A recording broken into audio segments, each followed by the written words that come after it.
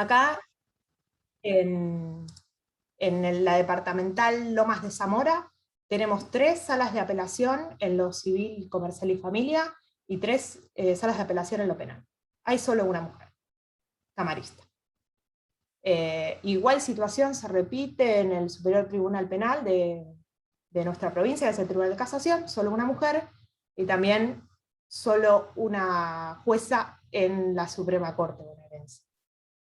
Y nosotras desde este lugar, humilde lugar, creemos que es necesario que las vacantes y los próximos concursos sean cubiertos por mujeres, realmente, para lograr una paridad también en el Poder Judicial. Pero no solamente por mujeres, sino por mujeres feministas. Esto es importante decirlo porque tiene razón Marisa, siempre ella recalca que en el Poder Judicial tenemos cierto resquemor a llamarnos feministas. Y eso tiene que ver con muchas cosas, porque, bueno, nada es gratuito, pero creo que eso es parte también de lo que tenemos que cambiar, ¿no? Pero creo yo que quedarnos en lo sistémico, en hablar de la cantidad de juzgados, en hablar de la cantidad de personal, sería quedarnos de alguna manera a mitad de camino.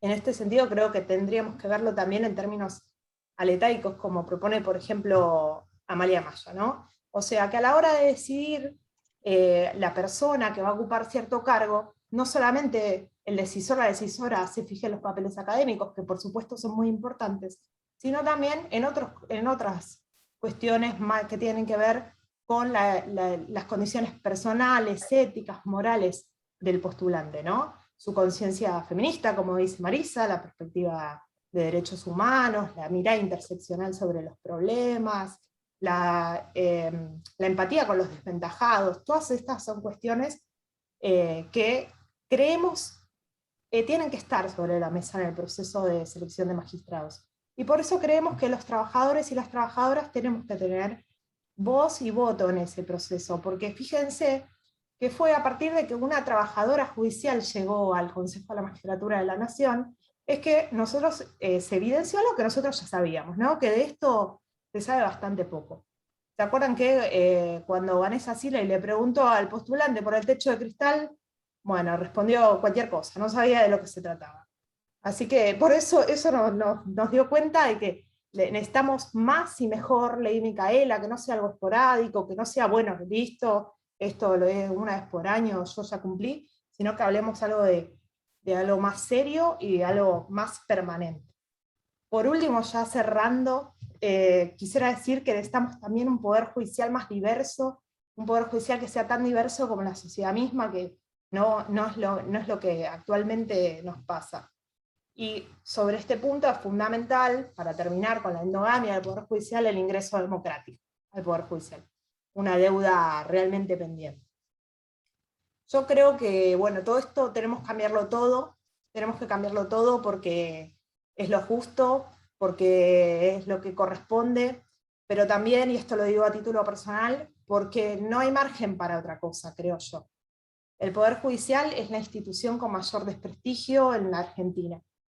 Y eso se debe a la acción de unos pocos, pero muy poderosos, pero la realidad es que la sufrimos todos y todas, las trabajadoras y los trabajadores. Especialmente aquellos que atendemos las mesas de entradas, en los organismos donde trabajamos, o ahora en la pandemia atendemos los mensajitos de WhatsApp y los mails. Así que bueno, ya finalizando, nosotros decimos que la reforma judicial feminista es con recursos, pero también revisando el procedimiento de selección de magistrados, con un ingreso democrático al Poder Judicial, pero sobre todo que es urgente, que es necesaria y es con nosotros.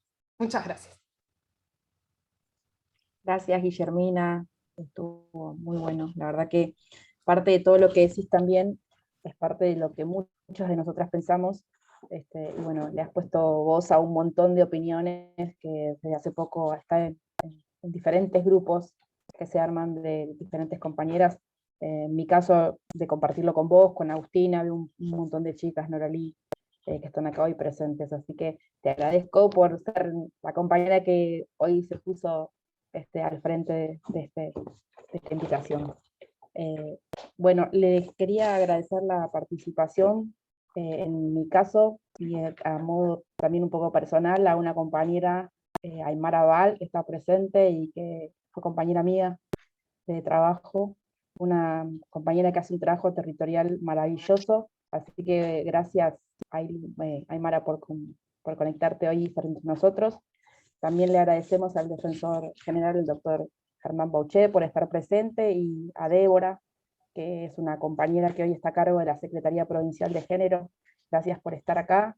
Y a todos, a todas las compañeras que se conectaron hoy. Es muy importante para nosotros, que, digamos, estar acá hoy, que por sobre todo ustedes estén presentes hoy acompañándonos, porque es lo que nos hace más fuertes para seguir adelante con estas charlas y para seguir de alguna manera militando esta reforma también.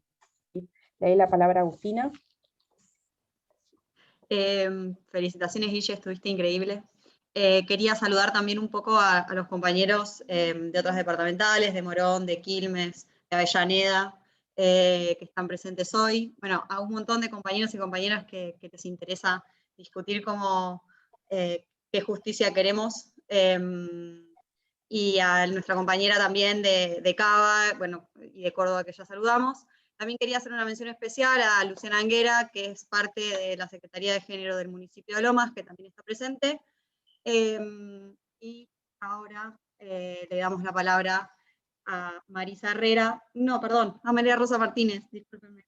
A María Rosa Martínez, que es militante peronista de Almirante Brown, parte de nuestra departamental, donde fue concejala de entre el 2015 y el 2019, actualmente diputada nacional para el Frente de Todos, vicepresidenta segunda de la Comisión de Derechos Humanos e integra la Comisión de Legislación del Trabajo y Mujeres y Diversidad de la Honorable Cámara de Diputados. María Rosa.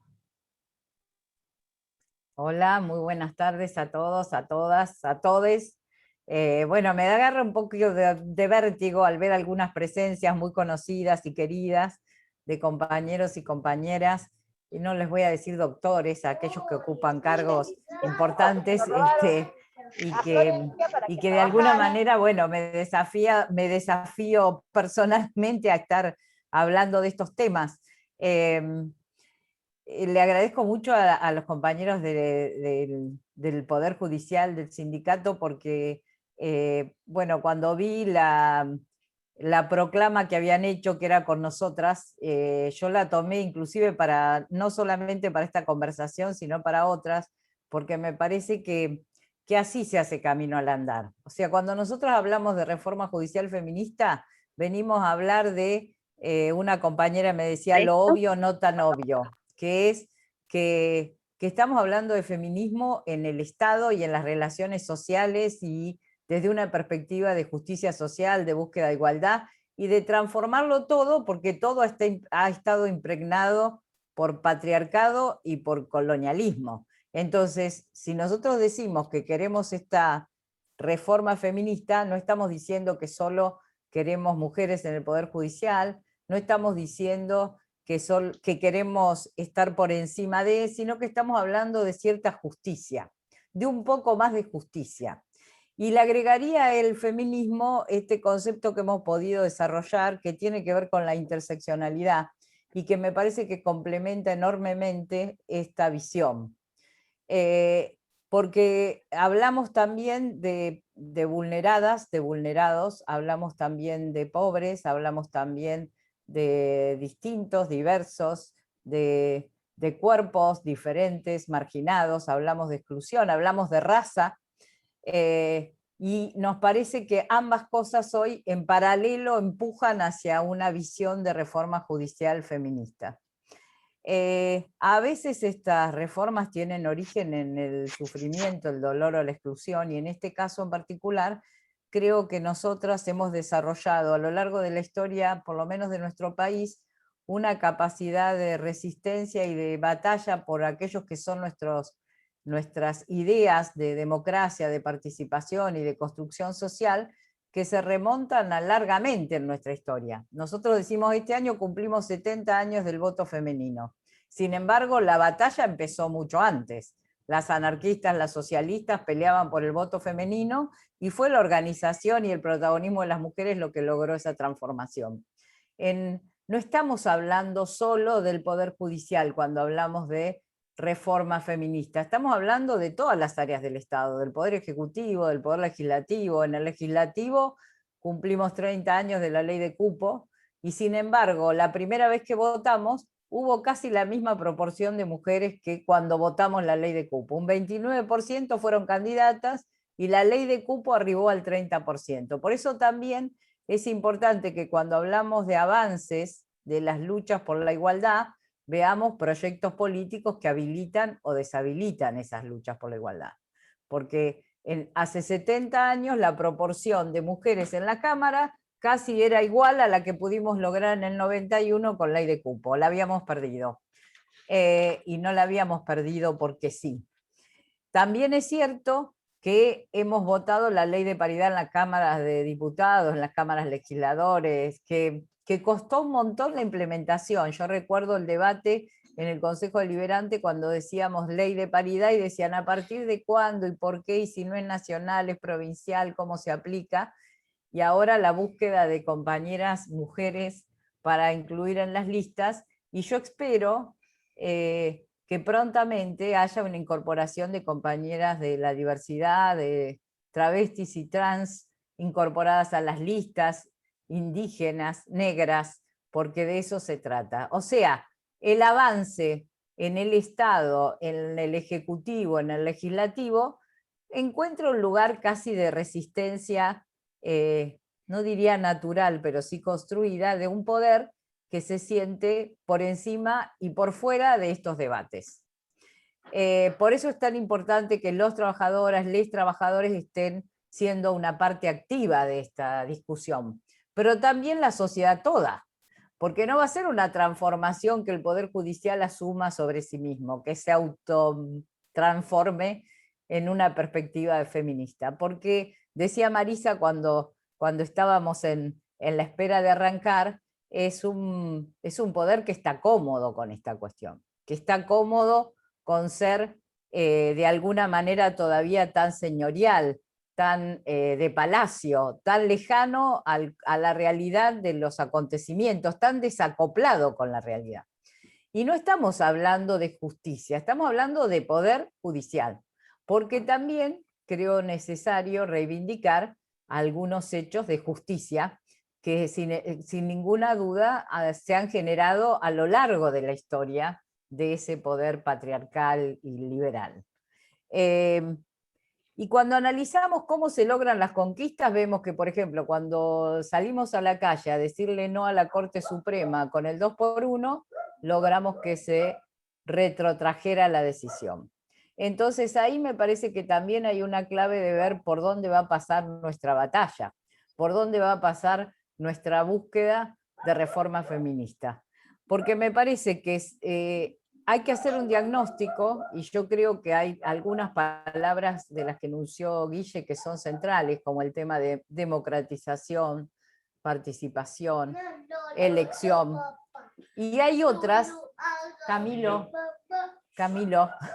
tengo a Camilo a mi lado que habla por sí mismo y que dice su propio texto. Pero digo, democratización, participación, inclusión, feminismo, tienen que ver con palabras claves a la hora de decir por dónde arrancamos con el Poder Judicial. Guille hablaba de la ley Micaela y su implementación, y no solo en el Poder Judicial, también en otros poderes. El judicial ha sido el más retraído a la hora de decir arrancamos con la ley Micaela, casi que tuvo que ser una demostración en el Ejecutivo Nacional, en el Legislativo, para que el judicial tomara ese debate. Y sin embargo, nos falta bastante para que sea un debate realista, un debate donde además de discutir los términos, se vean situaciones concretas donde la discriminación y la exclusión están presentes. ¿Qué sé yo? Tenemos el caso más resonante de los últimos tiempos, que fue el caso de Rojas, y de una fiscal que no pudo juntar causas para ver cómo hacer un tratamiento que permitiera prevenir un feminicidio. Y también tenemos una serie de acontecimientos judiciales en los cuales, si la justicia hubiera estado próxima a unificar denuncias, hubiera podido actuar de otra manera.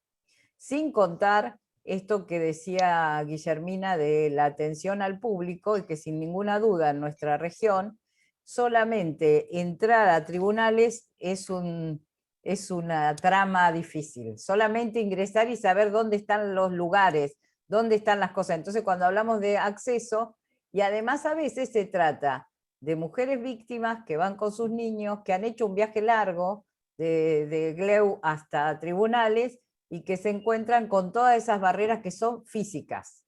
O sea, para mí es central que nosotros podamos hacer un diagnóstico pormenorizado de cuáles son las cuestiones, además de estar enquistado en un poder que se autoadministra y que tiene una durabilidad en el tiempo que no está arreglada, que es de por vida, y que genera un lugar, un espacio de definición de lo propio muy alto, porque ningún trabajo nuestro es de por vida. Qué sé yo, los legisladores, los concejales, los diputados, los senadores son elegidos cada 4 años o cada 6 años, el Ejecutivo también. El Ejecutivo, yo creo que en la medida que esta ola feminista ha ido creciendo, ha ido incorporando cambios y transformaciones. Algunos son de verdad y otros más o menos de maquillaje.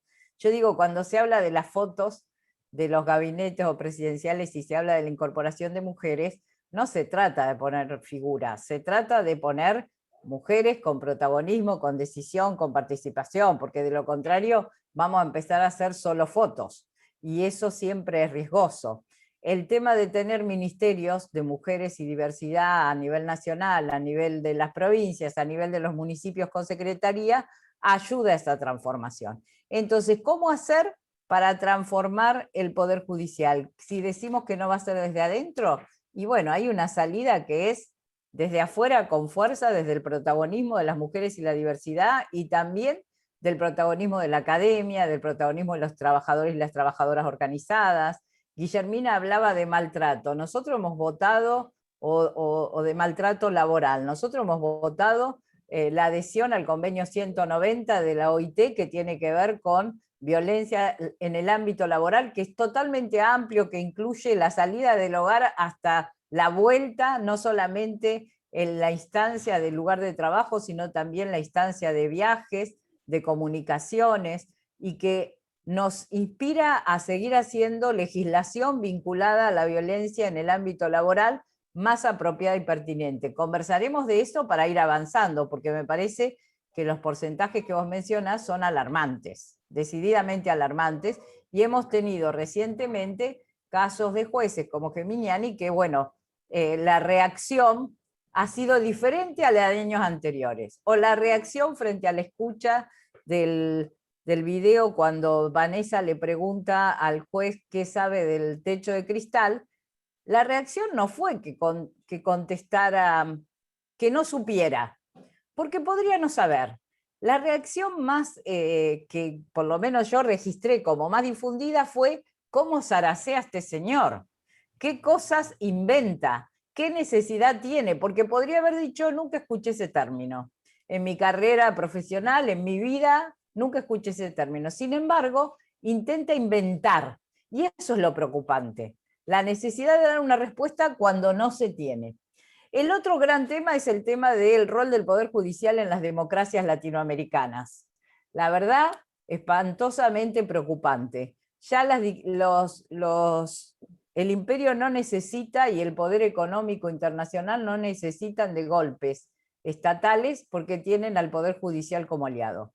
Y nos pasó con Brasil y Dilma, nos pasó en la Argentina con la persecución y el acorralamiento que me pareció realmente horroroso a Cristina y a su familia, cuando pasa también en Bolivia, pero tiene antecedentes. A ver, en el año 30 la Corte Suprema dijo que el golpe que había hecho Uriburu era legal. No estamos hablando de una historia reciente, estamos hablando de una historia de años. Por lo tanto, nosotros vamos a tener que desarmar, deconstruir toda una práctica que ha sido permanentemente diferenciada del resto de los poderes del Estado, que es la más resistente asumir transformaciones. Entonces me parece que cuando ustedes, los judiciales, la asociación plantea un ingreso democrático para acceder, cuando plantea la integración de personas del colectivo LGTB y trans más, cuando plantea capacitación permanente, que a mí me parece que ahí hay que detenerse, porque la capacitación permanente debería ser también con acceso de otros sectores, no solo del Poder Judicial para el Poder Judicial. A mí me parece que ahí hay una gran traba. Cada vez que nosotras, desde los ámbitos, yo he estado en la provincia de Buenos Aires como directora de Derechos Sociales y hemos planteado que para la temática de violencia de género nos interesaba hacer una capacitación conjunta con el Poder Judicial. ¿Y qué nos decía el Poder Judicial? Nosotros tenemos nuestra propia capacitación, tenemos nuestro instituto de capacitación. ¿Qué veíamos nosotras desde el Ejecutivo? Que era una gran oportunidad interactuar, porque la capacitación no es solamente el tema de contenidos, es el tema de vínculos, es el tema de empatía, es el tema de conocer al otro. Nos parecía que no había interés en ese conocimiento. Entonces me parece que además de capacitación permanente, hay que abrir una puertita de unos otros y otras que ingresen a esa capacitación, como capacitadores, como mediadores, como interlocutores válidos.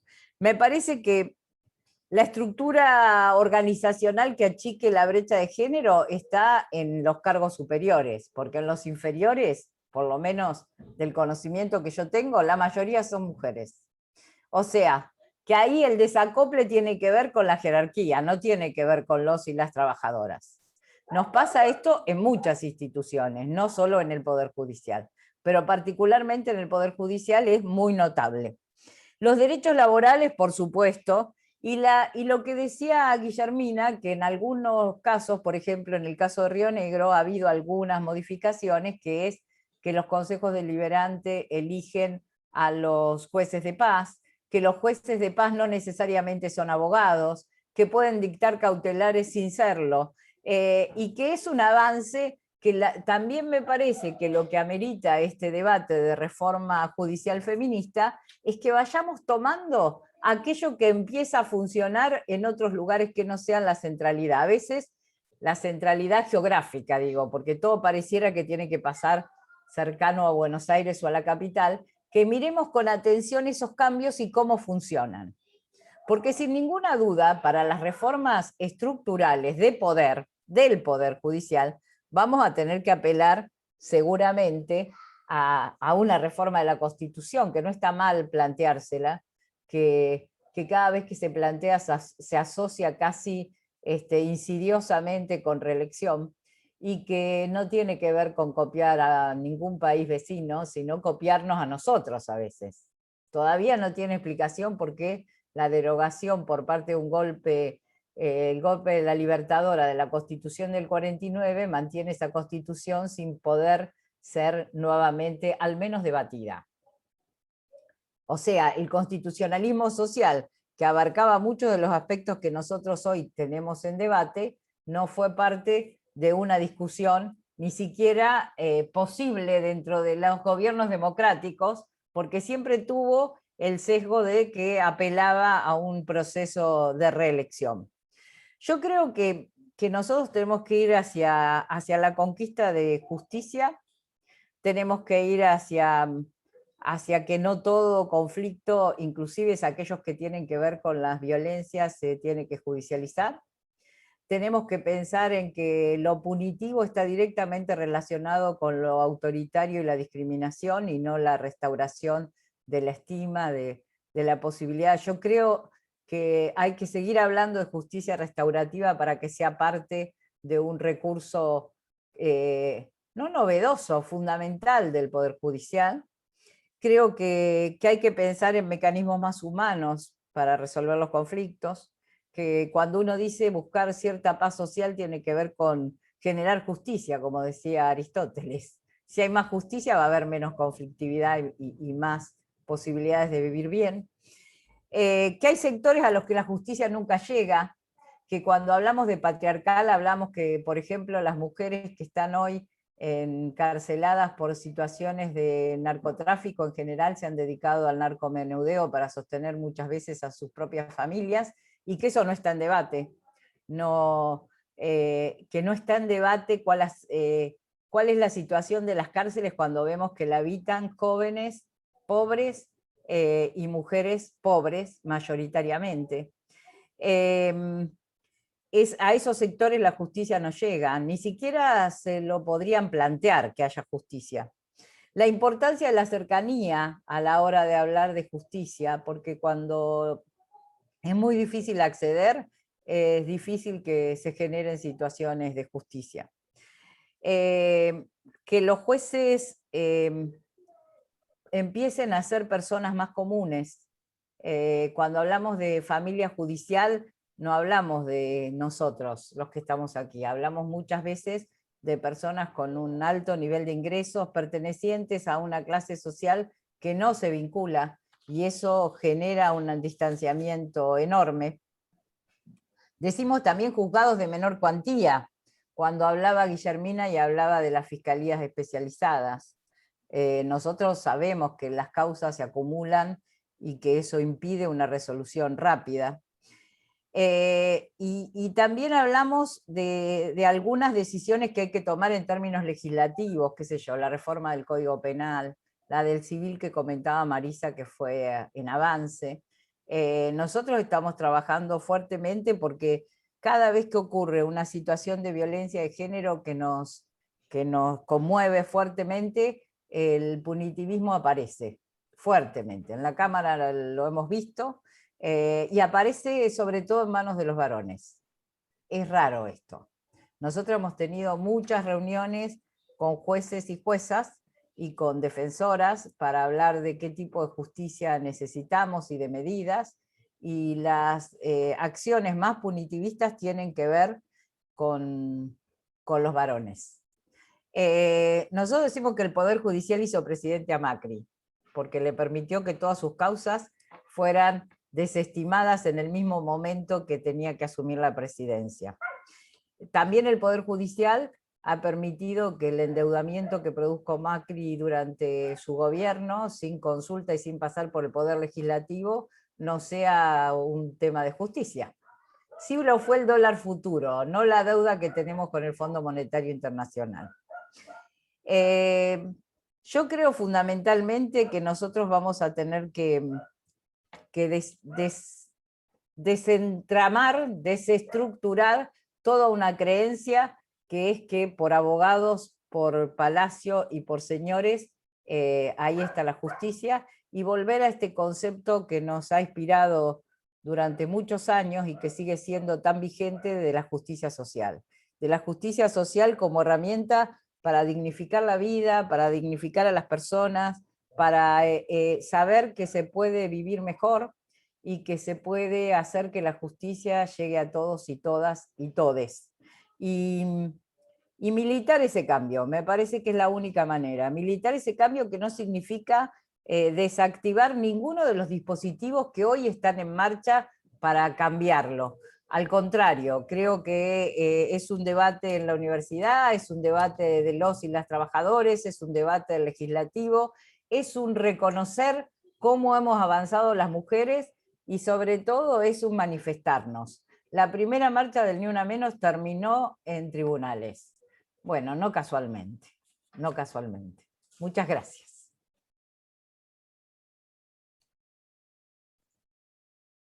Gracias a vos, María Rosa. La verdad que es muy interesante escucharte, uno seguiría.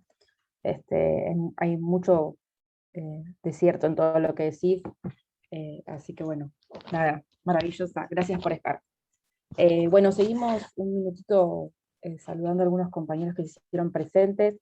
Agradecemos la presencia, bueno, de nuestras compañeras de Sanidad, de la Delegación de Sanidad de Lomas, que son muchas veces las que acompañan también de todo lo que nos pasa, a las judicialas, y a la compañera Marina Jiménez, de la Secretaría de Organización, bueno, a todas las que están presentes. La verdad que este encuentro para nosotros es muy importante.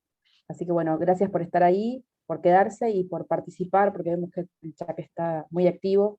A Rocío también, que no sé si vieron en el chat, nos fue poniendo los links de las encuestas que hablaron Guillermina y demás, así que las compañeras que quieran pueden utilizar el link. Gracias, Rocío.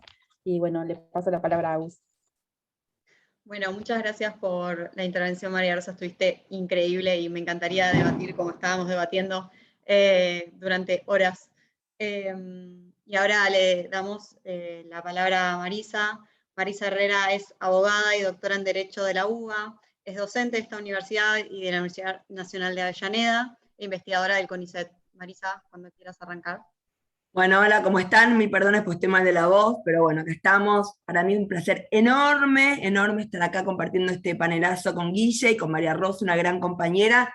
Bueno, para hablar de lo que tenemos que hablar, me parece que justamente nunca fuimos nosotras, y en especial quienes venimos del campo popular, de esconder los temas, al contrario, y por eso también nos cuesta, ¿no? En algún punto un montón de luchas, pero bueno, me parece que no hay peor lucha que la que no se da, y por eso me parece muy bien poner sobre el escenario, nada más y nada menos, una reforma judicial feminista. Un poco para sintetizar algunas ideas, que bueno, lamento decirles que vamos a compartir, digamos, y bueno, no es casualidad obviamente, muchas ideas de las que las chicas fueron ya diciendo, pero también me parece interesante poder dimensionar solamente de qué hablamos cuando hablamos de reforma judicial feminista, que me parece importante también empezar a ponerle ciertas estructura a esto, ¿no? Porque esto implica también cómo desarrollamos una planificación, un diseño institucional de política judicial distinta, y también ver la complejidad que esto tiene y las distintas facetas y variables y elementos a tener en cuenta. Digo, para tomar también dimensión de la complejidad de lo que estamos hablando. Y pareciera que una reforma judicial, y a veces algunos se sienten más cómodo decir con perspectiva de género. Hasta hoy entramos con esta idea de, bueno, con perspectiva de género te la banco. Ahora, feminista ya es como too much, ¿no? Pareciera que hay algo con una palabra como subversiva, la idea del feminismo, y en especial dentro del Poder Judicial. Y acá también hay algo para desentrañar, como muy bien decía Guille, ¿no? ¿Por qué le tenemos miedo a los términos? ¿Cuáles son los miedos? ¿Cuáles son los miedos que todavía están atrás de esto? Y traigo esta foto que me encanta porque habla de un feminismo generacional, porque también tiene que ver con las generaciones. Mis alumnos de hoy no tienen nada que ver justamente con muchos de los que están hoy en el Poder Judicial, por suerte. Porque nos ha atravesado 12 años de grandes conquistas legislativas con lo que eso ha significado en términos de derechos humanos. Colocar los derechos humanos en el centro de la escena pública ha sido claramente central. Y en este aspecto me gusta traer a alguien que no tengo mucha, digamos, o sea, que tengo muchas disidencias, como Diana Mafía, pero que sí ella, digamos, tiene vínculo mucho con la justicia, porque ella está como directora nacional, digamos, como directora de un observatorio de género en el Poder Judicial de la ciudad. Ella dice, bueno, ¿qué es el feminismo? Digo, para empezar a no tener miedo a esta palabra, el feminismo, como una reforma judicial feminista, como si fuera algo que es un cuco. A ver, tiene tres grandes vertientes. Una cuestión descriptiva. ¿La descriptiva cuál es? En todas las sociedades del mundo, las mujeres siempre estamos peor. Y eso no hay duda alguna. Esa es una cuestión objetiva y que no hay duda alguna al respecto. Otra es prescriptiva, valorativa, que está mal que esto suceda. Que está mal que las mujeres estemos subrepresentadas en todos los ámbitos de la vida pública. Y la cuestión tiene que ver con la práctica. ¿Qué hacemos nosotros para poder transformar esto? Cada uno de nosotros, ¿qué hacemos a la hora de realmente ser actores y actrices de cambio para poder revertir esta situación que cada vez nos oprime de manera mucho más fuerte y de manera mucho más urgente?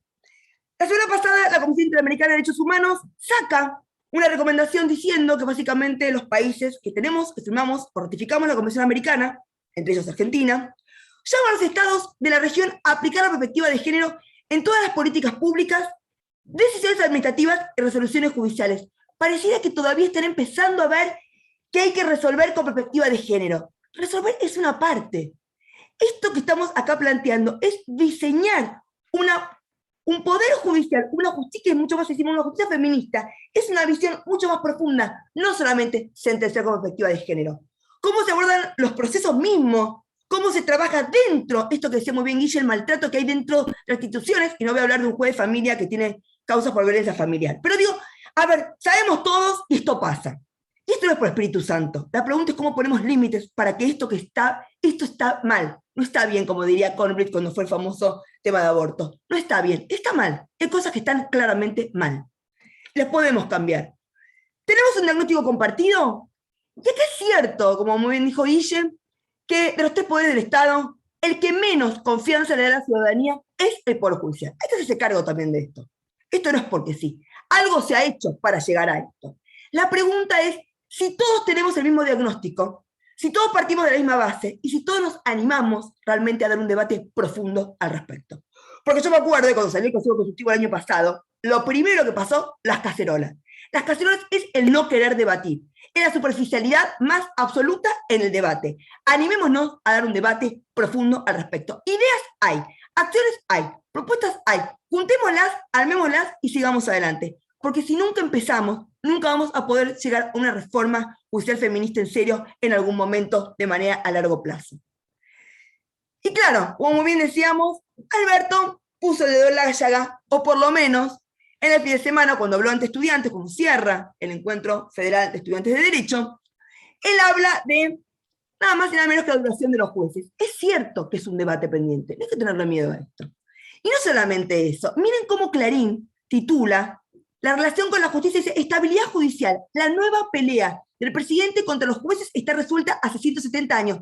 Si algo se resolvió 170 años y no me permito preguntarme si tengo que cambiar, ya tengo un problema. Después de 170 años, seguro que la balanza va a estar en que tengo que replantearme si algo tengo que cambiar. Te digo, miren cómo lo titulan, como algo positivo, que algo no se modifique. Cuando incluso la gran mayoría de la población argentina siente que el Poder Judicial es un lugar hostil o es un lugar totalmente alejado a lo que la gente realmente necesita. Y acá agrega, Alberto me puso que los jueces no sean vitalicios y cumplan un mandato, y dice, no digo discutirlo ahora. Y acá también tenemos, la pregunta es, cuando uno habla con estudiantes, tenemos que animarnos a pensar en grande, porque si no, ¿cómo? Y por eso las universidades tenemos un lugar muy importante en la deconstrucción y reconstrucción de la formación que tenemos. Pero también la pregunta es, tener en cuenta, y por eso, y más, ¿quiénes salieron al toque a rechazar? La clásica, la cacerola, dentro del ámbito judicial, la sesión de magistrado, donde claramente se opone. La pregunta es, ¿por qué no debatís? ¿Qué propuestas tenés al respecto? Porque si el Poder Judicial es de los tres poderes el que menos tiene creencia, digamos, por parte de la ciudadanía, por lo menos apropiate de eso, toma ese reclamo y hace propuestas al respecto. No proponen, solamente cacerolean. Entonces acá hay que hacer una distinción entre lo ideal y lo posible. Lo ideal, yo estoy a favor de una reforma constitucional, claro que sí. Lo charlo con mis alumnos, lo debato, me encanta lo que está pasando hoy en Chile, el proceso que están llevando adelante, una constituyente, donde está como presidente una mujer indígena, me encanta ese proceso, me encanta repensar. De hecho, la semana pasada tuve una entrevista de la Defensoría Nacional de Niñez de Chile para saber qué debería tener una constitución en términos de derechos de infancia. Digo, me parece interesantísimo ese debate. Y no solamente eso, agrego un tuit algo que es interesante, los datos. En el año 94, la constitución la reformaron 305 personas que fueron elegidas por argentinos, nacidos antes de 1976. Es decir, actualmente, todos los menores de 45 años, la mayoría del país, no participó en la reforma constitucional. Y agrega, quienes redactarán la nueva constitución en Chile tienen un promedio de 35 años de edad. Digo, miren cómo también una reforma constitucional, que es justamente el diseño marco, una reforma judicial a largo plazo, claramente implica también una cuestión más moderna, una cuestión más contemporánea de cuáles son las problemáticas actuales que se tienen. Ahora vamos a lo posible, que me parece que acá es donde a lo mejor Alberto no hizo la diferencia entre lo ideal y lo posible.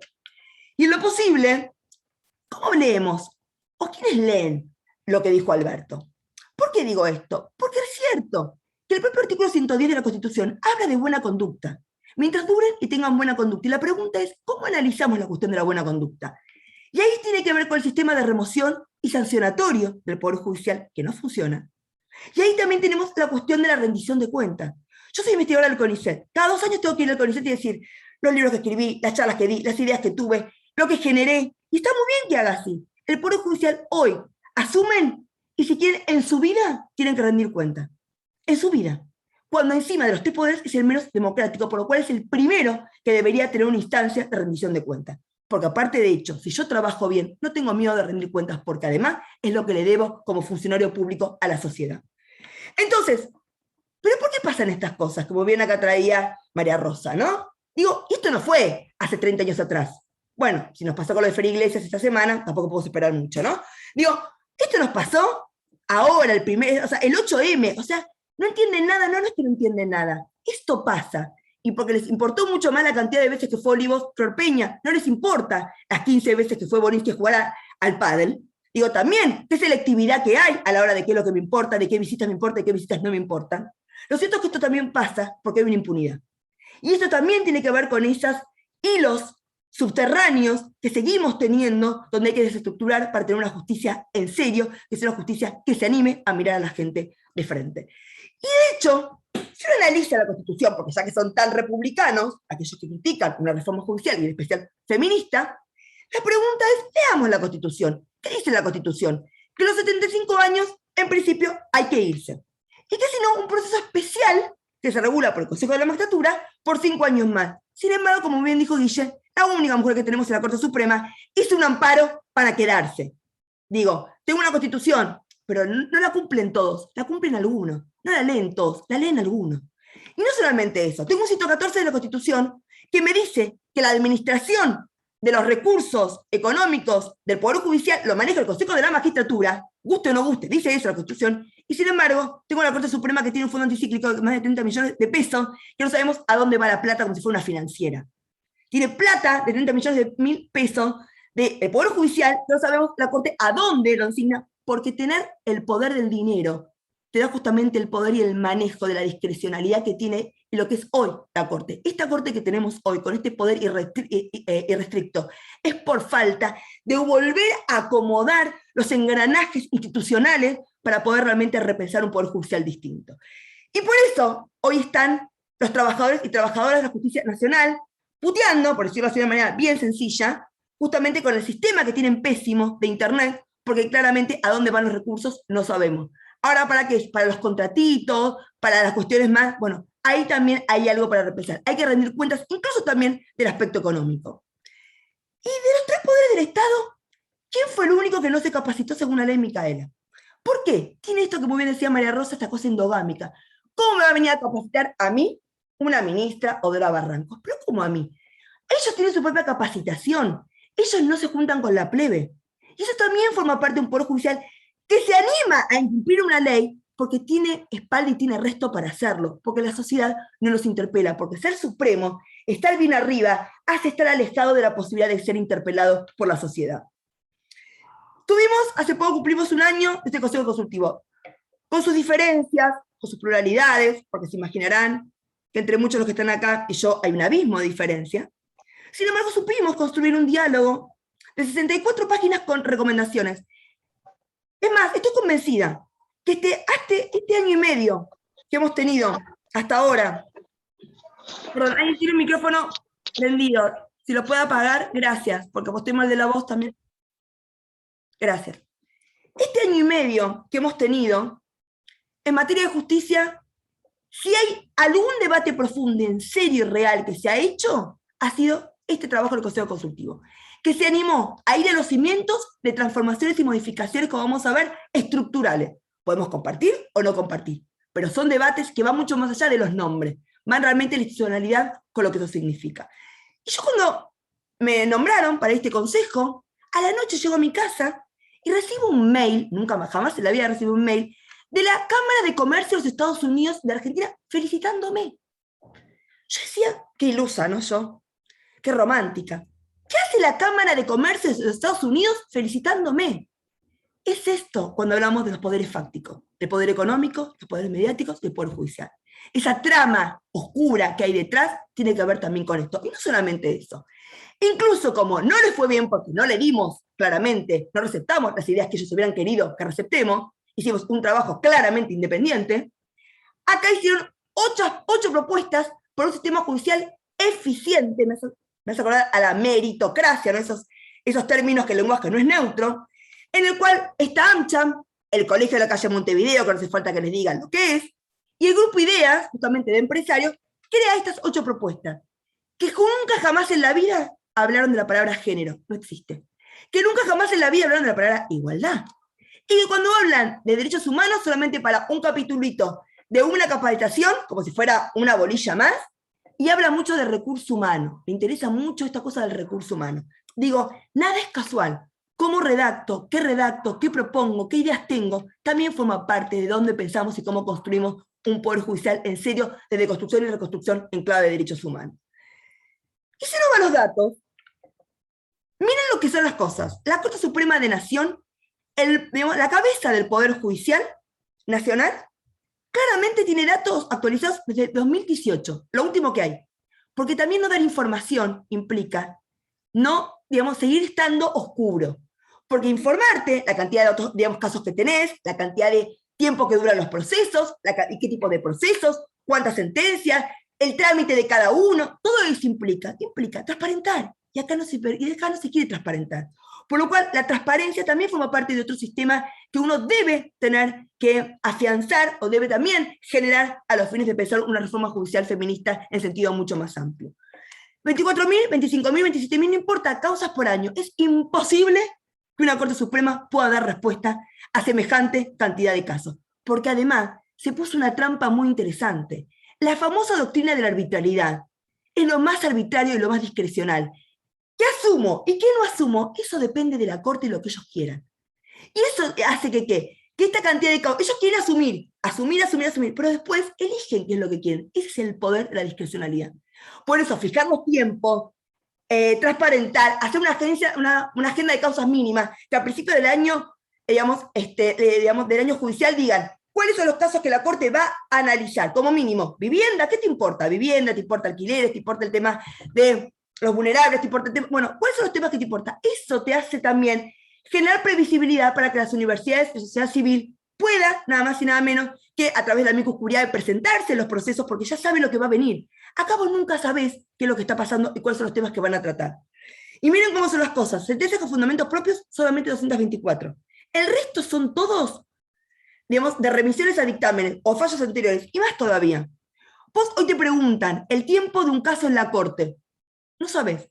O sea, yo pago por un recurso extraordinario para ir en queja 100.000 mangos, 100.000 pesos, para que dentro de 4, 5, 6 o 7 años me pongan una plancha, literal, una plancha del 80, y todos hablamos de acceso a la justicia y de tutela judicial efectiva, vamos. Es obvio que un sistema así no se puede sostener.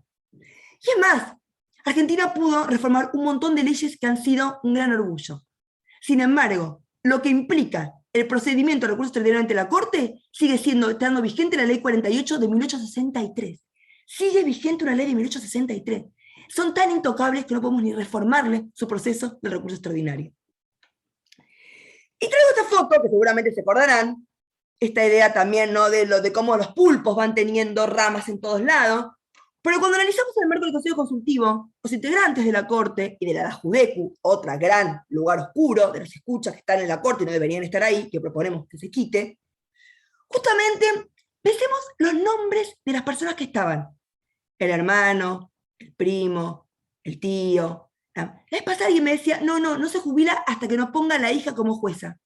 Y me lo decían con una naturalidad. Porque está naturalizado. De que alguien se quiere para poder presionar para que metan a su hija, para que metan... Y después hablamos de qué. Digo, también la ley de ingreso democrático es importantísimo, porque tiene que ver con esta idea de democratización que todavía aún queda un largo camino para atravesar. Incluso recursos humanos. La gente buena no está en lugares de decisión. La gente buena es la que incomoda, y la que incomoda es la que mueve el statu quo. Y la justicia, para seguir siendo así, necesita seguir estando. Yo me acuerdo cuando, hace muchos años, Carmen Argibay decía un 8M, que ella siempre la sorprendió cuando entró al Poder Judicial. Preguntarse esto de, ¿por qué lo hacen así? Porque siempre se hizo así. Una cuestión de la inercia, ¿no? Esto de preguntarte, ¿pero eso se podría hacer mejor? Ni te preguntás eso. Porque esta inercia te va llevando a que nunca preguntarte si algo se puede cambiar y mejorar también. Cuando yo trabajaba en el Poder Judicial de la Ciudad de Buenos Aires, me acuerdo que nos ponían números, ¿no? Nos rankeaban. Y a mí siempre me iba mal, 6, 7. En un momento dije, che, vengo primera, me voy última, laburo como una perra. ¿Y esto? No, Marisa, date cuenta que a los que son malos le ponen 9 o 10 para llevárselo como el culo sucio. Pero en mi mundo, el que tiene 6 es menos que 10. No, en tu mundo. Pero en el mundo de acá es distinto. La lógica es distinta. Vamos perdiendo hasta la cuestión de la cuestión de razonar, digamos, vamos perdiendo lo que tiene que ver con lo mínimo, digamos, en el tema de cómo se razona también. Y esto lo vamos naturalizando. Por eso a mí me gusta mucho esta frase de Simone de Beauvoir cuando dice, el opresor no sería tan fuerte si no tuviese cómplices entre los propios oprimidos. ¿Cuánta voluntad política hay en serio de modificar la justicia? ¿Cuánto realmente hay, digamos, de una convicción real de hacer cambios estructurales? Porque esto no pasa por el Espíritu Santo, esto pasa realmente por decisiones de las personas. y por tener voluntad política para que realmente haya transformación profunda del Poder Judicial. Y claramente el feminismo es el movimiento social que más transformaciones ha logrado en los últimos tiempos, sin lugar a dudas. Por eso hablar de una reforma social feminista también es revalorizar y poner en valor todo esto que hemos construido en los últimos tiempos. Esta idea de que nadie se construye solo, nadie se salva solo, que está tan en boga hoy, claramente si uno analiza, hemos logrado leyes que son realmente, que hacen un modelo legislativo y un orgullo en términos de ampliación de derechos. Hemos dado debates que a lo mejor nos olvidamos. El año pasado cumplimos 10 años de matrimonio igualitario. Acuérdense de las cosas que nos decían. Acuérdense lo que tiene que ver nuestra ley de salud mental, que ahora volvió a estar otra vez en tensión, porque claramente el statu quo siempre es más fácil sacar el chumbo que preguntarse cómo trabajar en temas de salud mental tan complejo. La ley de muerte digna, el voto optativo y otra vez que la juventud vuelva a enamorarse de la política, la ley de identidad de género, la ley de protección contra la violencia. Tenemos un montón de leyes que han sido superadoras, un marco legislativo enorme, y estoy convencida que a esas leyes hoy el movimiento feminista se está animando a ir al hueso más duro de roer, como es el Poder Judicial. Nada es casualidad. Y hay que también mirarnos para atrás y darnos cuenta cómo eso también nos ha dado una fortaleza y herramientas para esto que viene. Y el Código Civil que cumplió el 1 de agosto, hace poquitos días, 6 años, también forma parte de esto. Nos decían de todo. De hecho, en el 2018, con el Ministerio de Justicia de Nación del gobierno anterior, creó otra comisión nueva para reformar, integrada por 3 hombres, y la secretaria era una mujer. Propuso como primer elemento reformar los 2 primeros artículos del Código Civil y sacarle, ¿qué palabra? Derechos humanos. Porque sacarle la palabra derechos humanos al Código Civil es sacarle justamente el corazón de la estructura normativa que tenemos hoy, justamente en los últimos tiempos. Y no es casualidad. Y de hecho, hoy estamos hablando de políticas de cuidado, y esto último, muy buena resolución que sacó la ANSES, Ferra Berta, lo que tiene que ver justamente con el reconocimiento, para que se puedan jubilar, todo tiene que ver con todo, porque hay una mirada de transformación cultural profunda en lo que tiene que ver con estas cuestiones de género, donde van marcando un territorio claramente mucho más auspicioso para poder incluso pensar una reforma judicial feminista. Y también la ley de aborto claramente forma parte de todo este juego, e incluso la ley de cupo laboral travesti trans, y hace muy poco la resolución o el decreto 476 en materia de los no binarios. Y ojo con esto, porque yo quiero ver cómo el Poder Judicial de Nación cumple. No cumple la ley de ingreso democrático, no sé si va a cumplir la ley de cupo laboral travesti trans. Y ahí tiene que estar ahí la sociedad civil, el Ministerio de las Mujeres, etcétera, para hacer un control mucho más genuino para que realmente se implemente. Y de hecho, puedo comentar una infidencia, pero en la Corte de la Provincia de Buenos Aires, que hace poco sacó su registro de, o sea, tardó, porque en la Provincia de Buenos Aires ya teníamos ley de cupo laboral travesti trans, saca el registro, y la primera persona trans es alguien de Mercedes, donde la jueza le había pedido para temas administrativos. ¿Y qué le terminan diciendo? Lo ponemos como ordenanza. Miren cómo todavía sigue habiendo una discriminación. La jueza me llama desesperada, pero Marisa, me quiero morir, pues si no, vos no te enojes. Decir, creo que hubo un error involuntario, que no leyeron bien, pero que sea administrativo, no ordenanza. Esto de seguir creyendo que las personas de la diversidad tienen un segundo lugar o son ciudadanos de segunda. Como todavía sigue los prejuicios tan a flor de piel, y en especial en el Poder Judicial.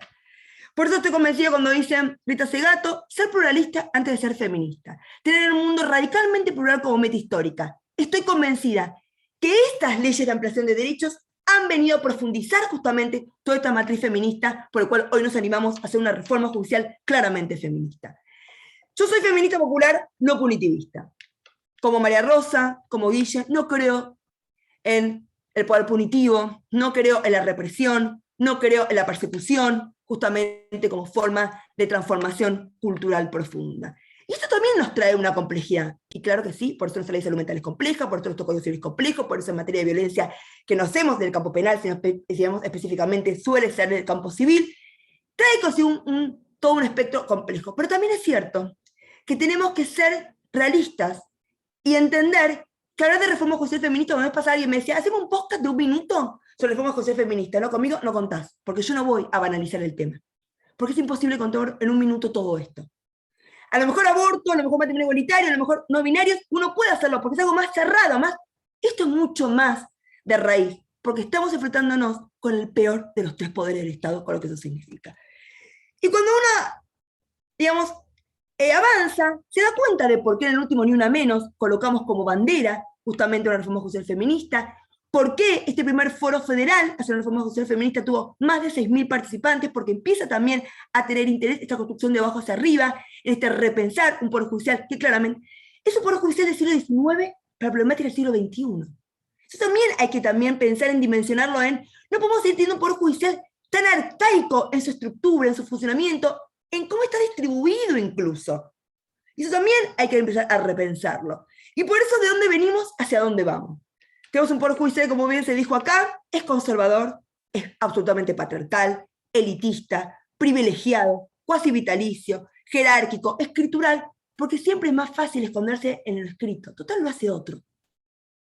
Y en cambio la oralidad, el cara a cara, vos podés realmente ver, en la cancha se ven los pingos, cuánto vos tenés del manejo de las situaciones también.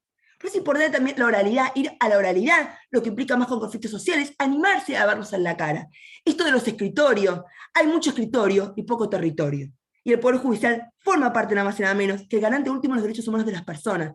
Y para los más vulnerables es el último eslabón, justamente. Por eso son los más importantes para los más vulnerables un buen Poder Judicial.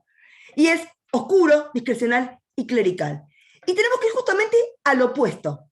Que sea feminista, igualitario, con transparencia, con publicidad, con rendición de cuentas, con oralidad, con temporalidad, con renovación, con delimitación de los tiempos en los procesos y que sea claramente laico.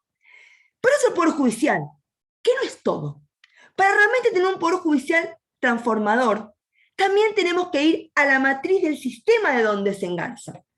También, para ir a la justicia feminista, que es mucho más género y especie, tenemos que repensar las universidades. Por eso las universidades del conurbano bonaerense han sido una gran política pública. Yo soy titular en la Universidad Nacional de Avellaneda. ¿Saben esa emoción y la alegría de personas que nunca en la vida creían que podían llegar a recibirse de abogados? Realmente sentir primera camada. No solamente eso, hemos tenido investigaciones de campo como en la Jaureche, donde un montón de mujeres se animaron a denunciar violencia, digamos, ser víctimas de violencia, cuando se empoderaron a través de haber ido a la universidad. Digo, no dimensionamos en términos de dignidad lo que implica justamente la universidad. Y la pregunta es, ¿cómo estudiamos en las universidades? ¿Con qué materiales estudiamos? ¿Cómo son los concursos en las universidades? Pasa la misma cloaca que pasa en el Poder Judicial. Se digitalizan, se hace una rosca encima, que es una rosca muy varonil, una rosca muy patriarcal, una rosca muy machista, como yo digo, una rosca con mucho olor a bola, que si la rosca estaría en manos de la mujer, seguramente sería una rosca totalmente distinta, porque aparte, equipo que gana no se cambia, equipo que pierde, porque han perdido, hay que cambiarlo. Y en la universidad, ahora estamos haciendo el primer Código Civil y Comercial comentado, escrito todo por mujeres, porque también los textos siempre fueron escritos en general por hombres, ni hablar de la Constitución. Y los textos y los manuales también. Se estudia Judith Butler, se estudia el concepto de interseccionalidad, se estudia el contexto de pobreza, de migrantes, digamos, ¿qué estudiamos en las universidades? ¿A quiénes preparamos para que realmente? Bueno, eso también forma parte de un planteo mucho más conflictivo y mucho más profundo. Los colegios de abogados, la sociedad civil, los sindicatos, los consejos de la magistratura. Y claro, acá muy bien se dijo que no es solamente Comodoro Pi, para nada. Ojalá fuera eso, porque a lo mejor uno diría, bueno, con los años cambiamos los personajes y listo. La justicia ordinaria es la justicia a pie, la justicia de todos los días, y las justicias provinciales también. Por eso también es importante cómo modificar lo que tiene que ver, porque hay mucho patrón de estancia en las justicias provinciales también, y se construye mucho patrón de estancia. Los códigos procesales como una gran también oportunidad, y ahora que va a haber en la provincia de Buenos Aires todo un debate sobre un código procesal civil y comercial y de familia nuevo, ahí también vamos a tener muchos debates para dar, en lo que tiene que ver con un proceso mucho más acorde al fondo. Ay, perdón. Alguien que está con el... Gracias. Y también la justicia ordinaria, hablamos de la justicia provincial, hablemos de Jujuy. Y hablemos de Jujuy, acordémonos, incluso, digo como síntesis, como ejemplo, como la mejor, digamos, resumen, acuérdense que un ministro del Superior Tribunal de Justicia de Jujuy circuló un audio donde decía, Milagro está presa, por ese bendito tribunal entiende que si ella está suelta es un peligro para el gobierno. No por sus delitos, sino para que no tengamos que volver al quilombo, permanente, a los cortes, a la quema de goma. Dicho por un ministro del Superior Tribunal de Justicia de Jujuy. Esto no es Estado de Derecho, esto es lo que no queremos. Y entonces, por eso hablamos de un debate federal, de una justicia, una reforma judicial feminista, es un debate absolutamente federal, Y el concepto de selectividad, que acá también muy bien dijeron, sigue estando muy presente. ¿Quiénes están adentro? Sigue estando también quiénes son los que se comen, digamos, justamente las persecuciones. Hay acá una matriz de selectividad que también hay que empezar a destruir. En definitiva, también me parece importante, y ya voy a ir cerrando, con temas que es la democracia paritaria, que parece lo más sencillo. Y ni lo más sencillo podemos lograr. Porque la democracia paritaria, así como tenemos este poder del Estado, el único que realmente es paritario hasta ahora, o sea, animado a ser paritario, es el legislativo. De hecho, si uno analiza los últimos números que hizo el Ministerio del Interior de Nación, hizo un informe en materia ejecutiva, en el Poder Ejecutivo, ¿cuántos municipios están en cabezas de mujeres? Solamente el 12,3. O sea, miren cómo todavía nos falta mucho camino por recorrer. Y cómo tener leyes de paridad de género es importante, porque te va poniendo justamente una vara mucho más alta en lo que tiene que ver con la paridad. Por eso es importante también tener leyes de paridad de género en el ámbito de la justicia. Pero tenemos, como dijo muy bien María Rosa, estas fotos. ¿Y eso qué es? Un gobierno con una agenda sensible a la agenda de género. Y seguimos teniendo sindicalistas que se preocupan más por esconder la botella de vino que por hablar de políticas de género sin mujeres. Digamos, una cosa que es como, o sea, tiene hasta esa impunidad. Y también es cierto que los últimos nombramientos que se mandaron, sigue habiendo todavía un tema con la paridad de género. Todavía seguimos teniendo algunos problemitas al respecto. Digo, porque estamos tocando los privilegios, en definitiva. Y también hay que tenerlo en cuenta eso. Y ni hablar del Consejo de la Magistratura, que hace poco, los 15 días, fue el presidente hombre, con el vicepresidente hombre, con las autoridades de informática hombre, a una Cámara Federal de La Plata, integrado por 3 hombres. Digo, ¿todavía no le sigue dando como cosita esto?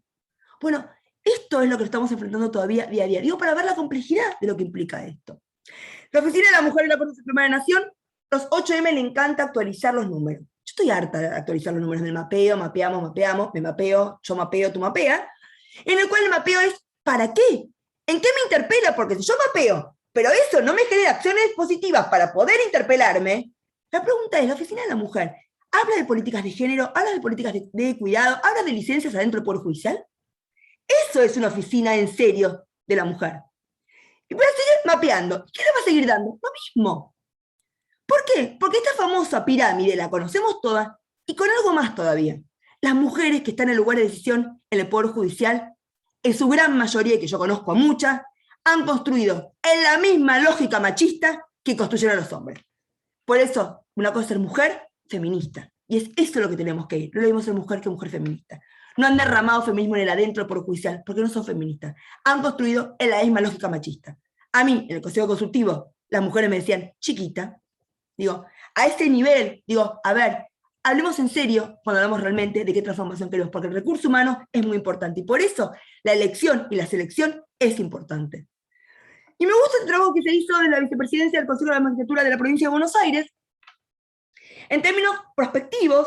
¿Qué pasaría si a partir del 2020, porque lo hicieron el año pasado, en el Poder Judicial de la provincia de Buenos Aires, automáticamente siempre habría concursos con paridad? Con paridad. Si hubiera concursos con paridad real, recién llegaríamos a la paridad en la provincia de Buenos Aires en el 2070. En la defensa pública no, porque al parecer esta cosa de defender, los que defendemos tenemos una mirada más bien sensible, los que defendemos somos más, hay más mujeres. Pero en las fiscalías, en la procuración, si realmente todos los fiscales y fiscales recién, y sería con paridad de género, recién tendríamos paridad de género en el 2090. Digo, para dimensionar lo que eso significa. Y por eso, un proyecto de ley que presentaron este año, del Frente de Todos, en el Senado, propone un debate bien arriba, diciendo, a partir de la entrada en vigencia de esta ley, todos los cargos van a ser cubiertos por mujeres hasta llegar a la paridad. ¿Se imaginan en penal en la provincia de Buenos Aires? 7, 8 años sin que puedan concursar hombres. ¿Qué sería una ley así? Sé que no saldría porque lo tienen que votar los hombres, pero digo, me parece interesante empezar a generar el debate bien arriba, porque eso también nos interpela a nosotros que pensamos sobre estos temas. Y claramente, en el marco del Consejo Consultivo, hicimos muchas propuestas, digamos, en clave de género, esto de modificar la ley de ingreso democrático para que ya desde el ingreso sea con paridad de género, lo que tiene que ver con las inscripciones, esto de que si no hay un cupo mínimo de mujeres inscriptas, el concurso no se sigue adelante, esas acciones positivas para que se animen a concursar y después ahí se sigue el concurso. ¿Cómo evaluamos las tareas de cuidado? Si yo hice un posgrado en 7 años y un tipo lo hizo en 4, no es que él tiene más puntaje que yo, porque yo tuve 2 hijos en el medio, por lo cual las tareas de cuidado deben estar también leídas en los antecedentes. ¿Qué perfil queremos? Esto digamos que muy bien que se decía, los que integran el Poder Judicial no está la pluralidad de lo que es la sociedad y encima cada vez más plurales. Hay una cierta capa, un cierto sector que está nada más representado en el Poder Judicial. ¿Y eso por qué? Porque al leer los currículums, los seguimos leyendo en clave de los papelitos que juntamos. Aquel que tiene una maestría en Yale tiene muy buen currículum, pero aquel que tiene 15 años de ONG defendiendo mujeres víctimas de violencia también tiene un excelente perfil para ingresar al Poder Judicial. Pero también la lectura de los antecedentes es otro elemento muy importante. La paridad de género, ¿qué preguntamos en los concursos? Yo en familia puedo preguntar un tema técnico de calificación de bienes o puedo ir al hueso de temas de adopción, violencia y vulnerabilidades, puedo ir a temas de no binarios, para que realmente uno vea qué formación se tiene. Y la capacitación permanente antes y después. En definitiva, para poder realmente hacer un análisis mucho más profundo, mucho más acabado, y para tomar dimensión de la complejidad de lo que esto significa, en la que tener miedo a las complejidades, se necesita primero una transformación de abajo hacia arriba. Esto que muy bien decía alguien, espabilarse. Cómo la ciudadanía empieza también a interesarse a interpelar al Poder Judicial. Ahora que están en campaña, que empieza la campaña, preguntémosle a la gente cuando hacemos campaña, che, ¿qué tal te va con la justicia? ¿Tuviste algún tema? Que se empiecen a escuchar unos, otros, sobre qué se piensa sobre la justicia, el tema de los tiempos, el tema de que no, esto, el tema que no sé dónde hay, que se empiecen realmente a interpelar también ellos, porque en definitiva, una mejor justicia claramente es una mejor calidad institucional democrática, en especial para los más vulnerables. Y de arriba hacia abajo, la oxigenación, la despatriarcalización, la idea de fijación de tiempos, empezar a poner tiempos, la transparencia, más amicus curiae, más audiencias públicas. ¿Qué pasa si la Corte Suprema debería ir a los lugares donde están los casos? Un tema para resolver de los mapuches, que tiene que viajar a Río Negro para dictar sentencia en ese lugar, para que realmente las audiencias públicas se hagan allá, sean en ese lugar. Y ni decir que conozcan el impenetrable, por ejemplo. Bueno, también esta idea de que se viaje al interior y ampliar la Corte, absolutamente de acuerdo. Y no le tengo miedo al debate. Argentina, en América, hicimos un informe de los 29 países en América Latina, sus Cortes Supremas, además de los sistemas distintos, unos tienen Corte Constitucional y Corte Suprema, digo, no importa eso, pero digo, más allá de eso, los únicos 2 países de Argentina que tienen 5 miembros, cuya mayoría son nada más que 3, nada más menos democrático que 3, la mayoría de 3, son Argentina y Uruguay. Uruguay tiene 3,5 millones de habitantes, Argentina tiene 45 millones de habitantes. Es imposible una Corte Suprema con tanta cantidad de casos que realmente pueda resolver con esta composición que tiene. Y por ende, y termino, en este primer foro federal de reforma judicial feminista, se concluye, digamos, justamente diciendo lo que me parece la mejor síntesis. A 6 años del surgimiento y consolidación del movimiento Ni Una Menos y del fortalecimiento de nuestra lucha colectiva, el acceso a la justicia es para nosotros. ¿Alguien puede apagar? Perdón. ¿Alguien? Ay, perdón. Perdón.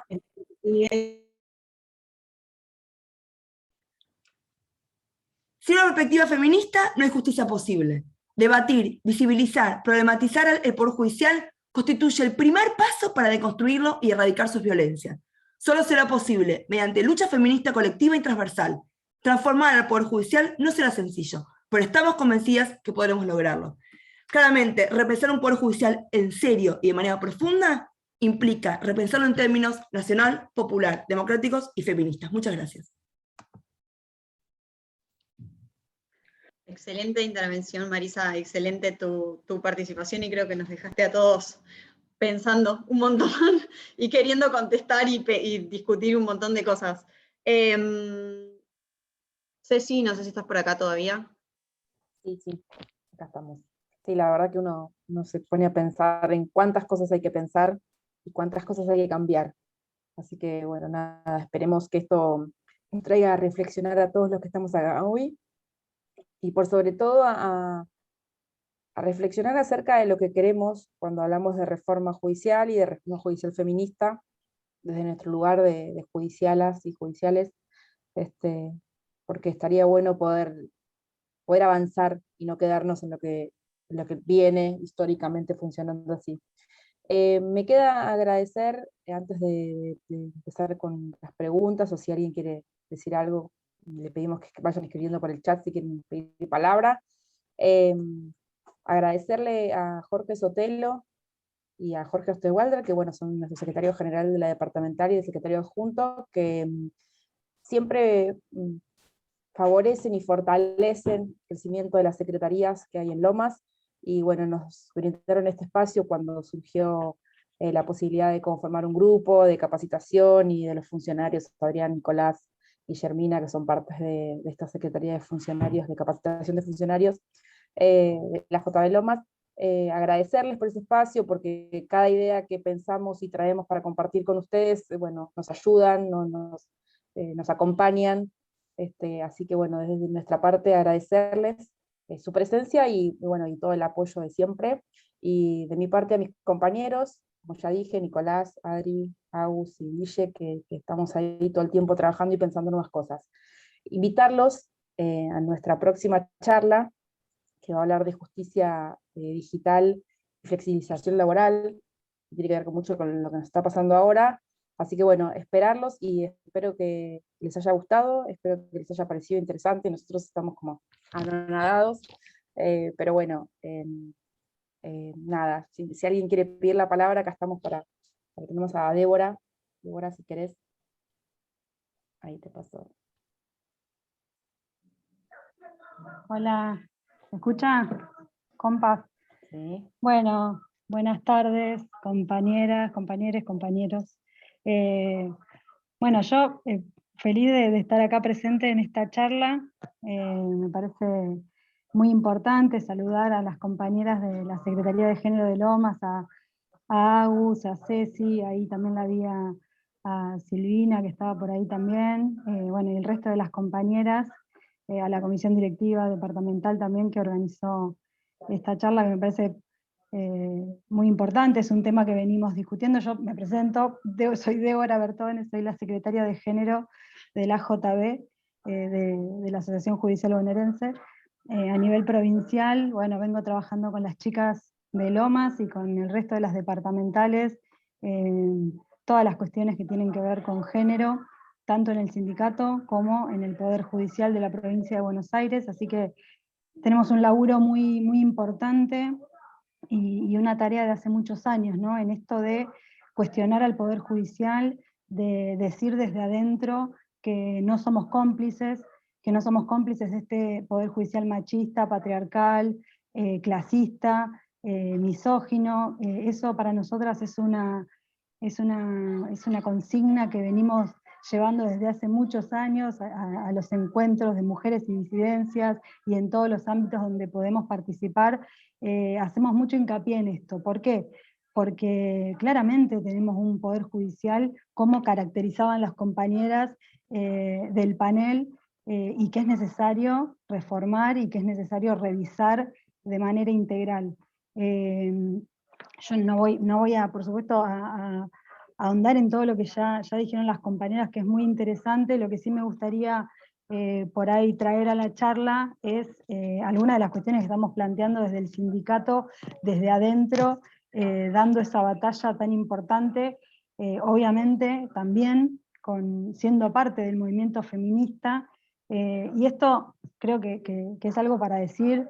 La importancia, bueno, lo decía Marisa, lo decían las compañeras, la importancia que tiene este movimiento feminista y disidente enorme, que viene dando todas las batallas, que viene transformando, que conquistó el aborto, después de muchos años de dar esa pelea. Bueno, un movimiento feminista que insiste, que insiste, que insiste, y hasta que esa insistencia, digamos, tiene algún fruto, tiene algún resultado, y la lucha, bueno, nada, tiene estos resultados hermosos, y hoy está poniendo en debate justamente al Poder Judicial. Así que, en primer lugar, me parece importante destacar eso, porque las compañeras judiciales y los compañeros judiciales que somos parte de ese movimiento feminista y que venimos hace muchos años participando de todos estos ámbitos, como los encuentros, muchas veces desde adentro de este Poder Judicial tan retrógrado se nos critica y se nos plantea: ¿por qué están discutiendo ustedes el aborto? ¿O por qué están discutiendo determinada cuestión que no tiene que ver con nosotras, que no tiene que ver con nosotros, que no tiene que ver con el Poder Judicial, y claramente sí tiene que ver con nosotros, con los trabajadores, participar activamente del movimiento feminista y de esas luchas, porque son esas luchas las que después ponen en crisis, ponen en cuestión estos poderes, como hoy está pasando con el Poder Judicial. Eso me parece muy importante y en ese sentido saludar la participación de todas las compañeras judiciales con las cuales venimos codo a codo laburando y marchando y estando en la calle y siendo partícipes de esa gran, de esta gran ola feminista. Así que eso me parece muy importante decirlo. Después, por otro lado, por supuesto, desde el sindicato y desde la Secretaría de Género, uno de los temas que nos parece fundamentales y que las compañeras lo planteaban es la modificación del sistema de selección de jueces y de juezas. Es ineludible, es una tarea que tiene que darse, que estamos diciendo que tiene que ser un sistema democrático, un sistema plural, un sistema que tenga perspectiva de género, que tenga perspectiva de derechos humanos y además que incluya la participación de la ciudadanía.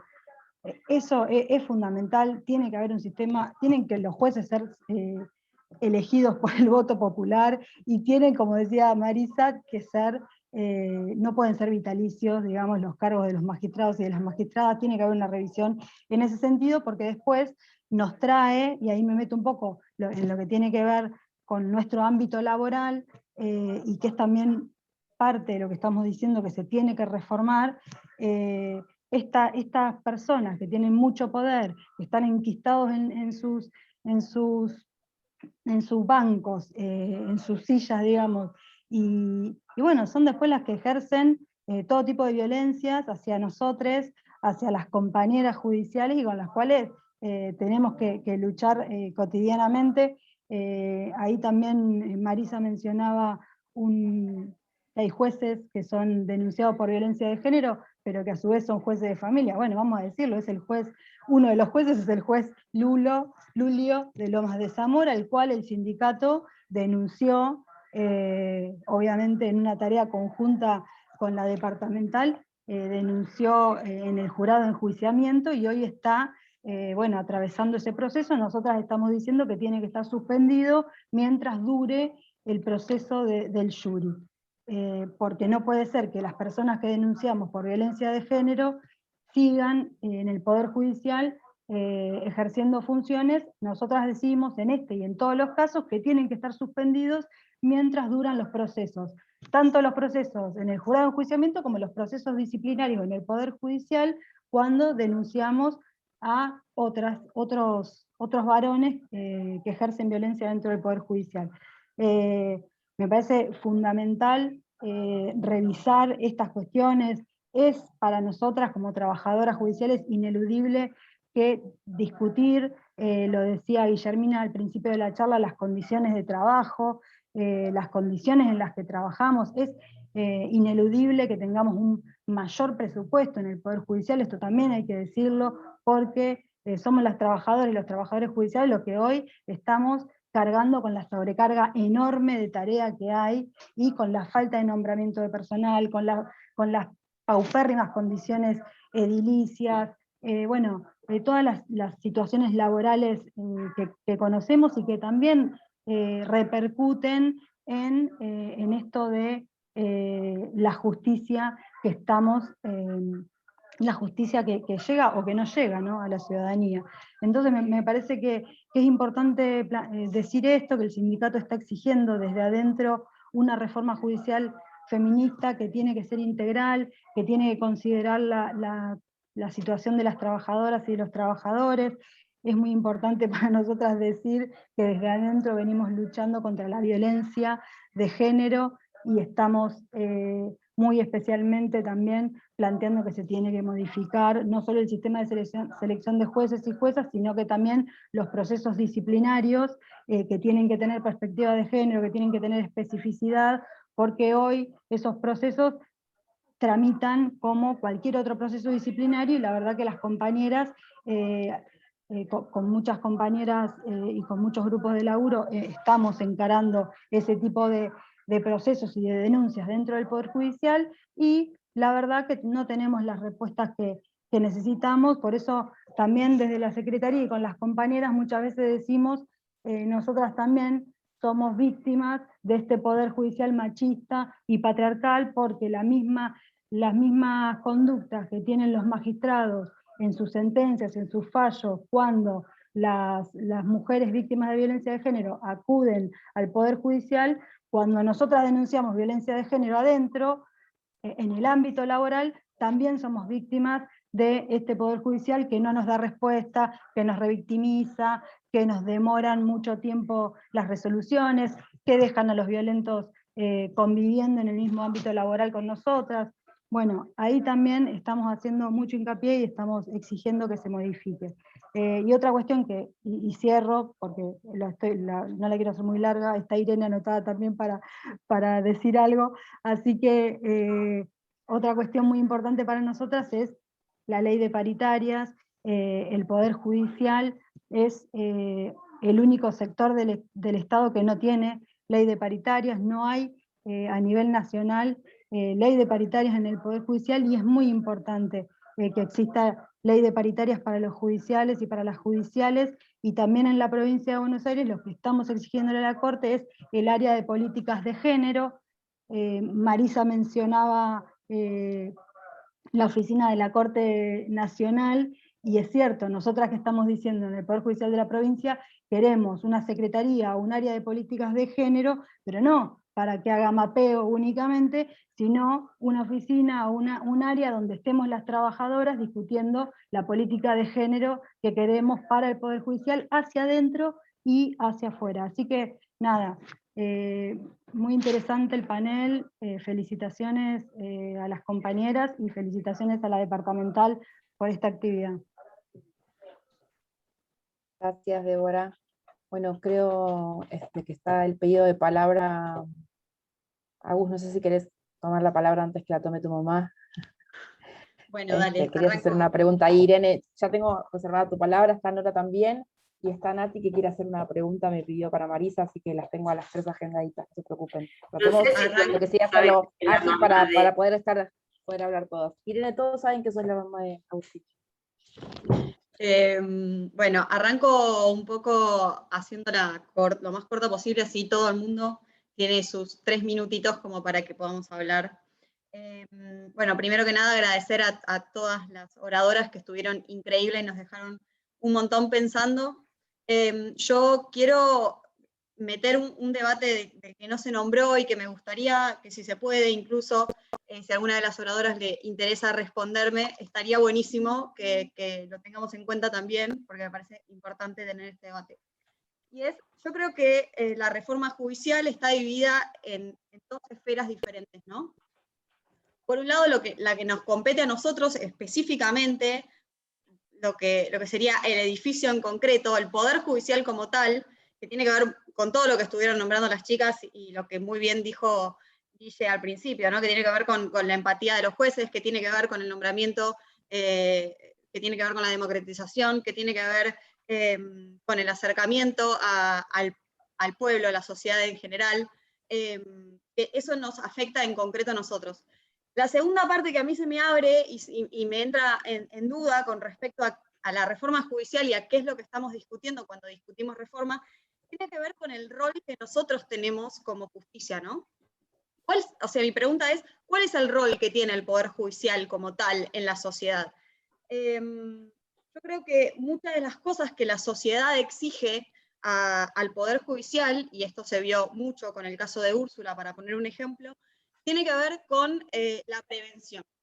Y discutir ahí si el Poder Judicial hace o no hace prevención. ¿Y a qué nos referimos con prevención, no? Podría, en algunas situaciones, prevenir la posibilidad de una muerte, como fue la situación de Úrsula.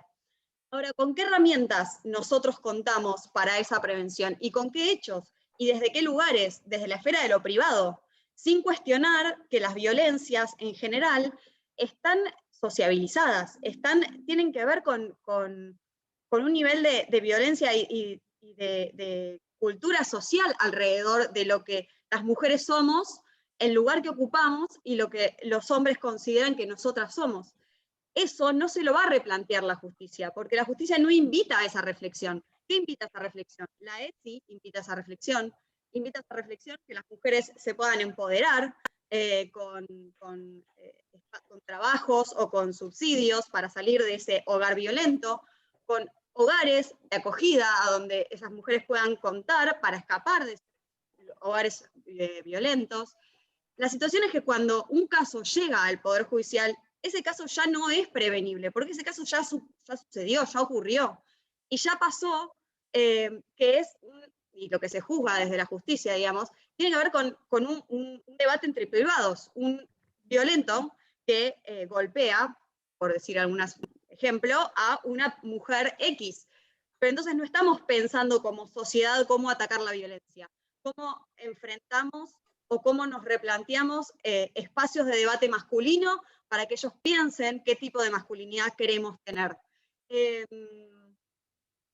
Bueno, me parece que también hay que escuchar a las compañeras, y me encanta que Aymara esté anotada atrás mío, para que ella pueda contarnos, y creo que Lu también podría hablar al respecto, para que ellas puedan contarnos desde los territorios, desde las organizaciones sociales, qué es lo que ven que a nosotros nos falta, o qué es en donde ellas podrían aportar, a nosotros, a los municipios, al Ministerio de la Mujer, al Ejecutivo en general, digo, para prevenir, en serio, para que ninguna mujer tenga que recurrir al Poder Judicial, para que el Poder Judicial sea la última de todas las opciones. Obviamente que cuando esa mujer tenga esa última opción, el Poder Judicial tiene que contenerla, tiene que estar, tiene que haber una interdisciplina, ¿no? No tiene que haber trabajadores estallando en todos los juzgados de familia, como nos podría contar Ceci, cómo están los juzgados de familia, estallando por todos lados, porque no llegan, no hay personas que puedan hacer lo que se le exige que se haga. Trabajadores que se quedan hasta las 8 de la noche trabajando, personal de la UFI, las UFIs de género, están tapados de situaciones, porque no hay cantidad de trabajadores correspondientes a las tareas que realizamos. Y ahí está bueno que discutamos o que pensemos qué es prevención. Prevención desde lo que la palabra prevención significa, no prevenir muerte, sino que esa persona no sufra violencia, que es anterior, entiendo yo, y después, obviamente, en lo que refiere a una situación que ya excedió los márgenes, y que ahí sí tienen que caer en la justicia, digamos, que cae su problemática en la justicia, entonces sí, con todo lo que dijeron las compañeras, obviamente, criticar la esfera de lo feudal que tiene el Poder Judicial, que es una organización, es un organismo casi militarizado en sus concepciones de obediencia debida y maltratos, no solo hacia adentro, sino hacia afuera también, ¿no? Bueno, esa era mi pequeña intervención y me encantaría que alguna de las oradoras me conteste o reflexione conmigo. Bueno, después está Ire. No sé si querés avanzar. Era muy cortita mi intervención. Bueno, primero felicitarlas porque la verdad que la charla fue un lujo, me encantó escucharla. Me insistió mucho para que esté, porque en la anterior no pude estar. Pero bueno, la verdad que muy interesante la visión de todos. Yo soy defensora oficial, como muchos de ustedes saben, y a mí me cuesta mucho el tema del punitivismo. Yo no soy abolicionista porque ya sería un extremo, pero sí minimalista. La menor intervención del Poder Judicial en los asuntos privados de la gente me parece que es lo correcto. Sufro a diario la punitividad del Poder Judicial respecto de los hombres. Es difícil, a ver, yo soy feminista, esto lo quiero dejar claro para los que no me conocen, pero la verdad es que hay una persecución desde mi óptica, llevado a un extremo que no resuelve el conflicto familiar, no resuelve la situación de la víctima, de la mujer, y no resuelve el conflicto familiar, porque después ellos, a veces, muchas veces, vuelven a estar juntos y se genera mayor conflicto. Y me pasa a diario. Yo ahora estoy peleando en forma bastante con un envío importante, la posibilidad de que se le permita al violento tener una suspensión de juicio a prueba. en el Congreso estaba esta posibilidad de que salga una ley que prohíba la suspensión de juicio a prueba, y esto está parado en el Congreso. Yo he hablado con algunos legisladores, incluso que me dijeron, claro, el punitivismo avanzó, terminó diciendo desde la Corte no a la suspensión de juicio a prueba, iban a sacar una ley en este sentido. Y la verdad que esto no resuelve el conflicto de violencia dentro de la familia. Hay que tomarlo desde el aspecto, como dice Agustina, interdisciplinario, pero no meter en la cárcel a un tipo 3 meses no resuelve lo que pasa en esa casa, no resuelve lo que pasa en ese hombre y en esa mujer. Esto es algo que yo veo que falta discusión sobre esto en los movimientos feministas. Hay una apertura en este último tiempo, mayor de la que hubo hace un par de años atrás, pero todavía cuesta entender esta situación. Esto por un lado, que quería plantearlo como para ver, bueno, si en alguna otra oportunidad se podría profundizar sobre este tema en esto mismo que están haciendo ustedes, ¿no? Me parece interesante. Lo otro que quería decir respecto a la designación de jueces, a nosotros en Lomas de Zamora se nos abre una oportunidad única, porque tenemos ternada a una mujer para la Cámara, después de 40 años de que no haya mujeres en las salas penales de Lomas de Zamora. Es excelente abogada, excelente profesional, y no tiene ningún contacto político serio que la pueda llevar a ese lugar. Lo único que tiene que ser es mujer. Entonces, nosotros, esto ya lo habíamos hablado con la gente del gremio, se llama Marcela Edimundo, es fiscal, pero es una mina feminista que tiene realmente la capacidad para estar ahí, pero no tiene contactos políticos. Y visto los contactos políticos que tienen las personas que están compitiendo con ella, y es muy difícil que llegue. Así que a mí me gustaría también ver hasta dónde podemos insistir desde las agrupaciones feministas y desde los ámbitos distintos que ocupamos cada uno de nosotros, para ver si podemos darle esta posibilidad a una mujer que realmente le correspondería por capacidad, le correspondería por todo, pero aparte porque es mujer. Y hace 40 años que no hay una mujer en la Cámara Penal de Lomas de Zamora.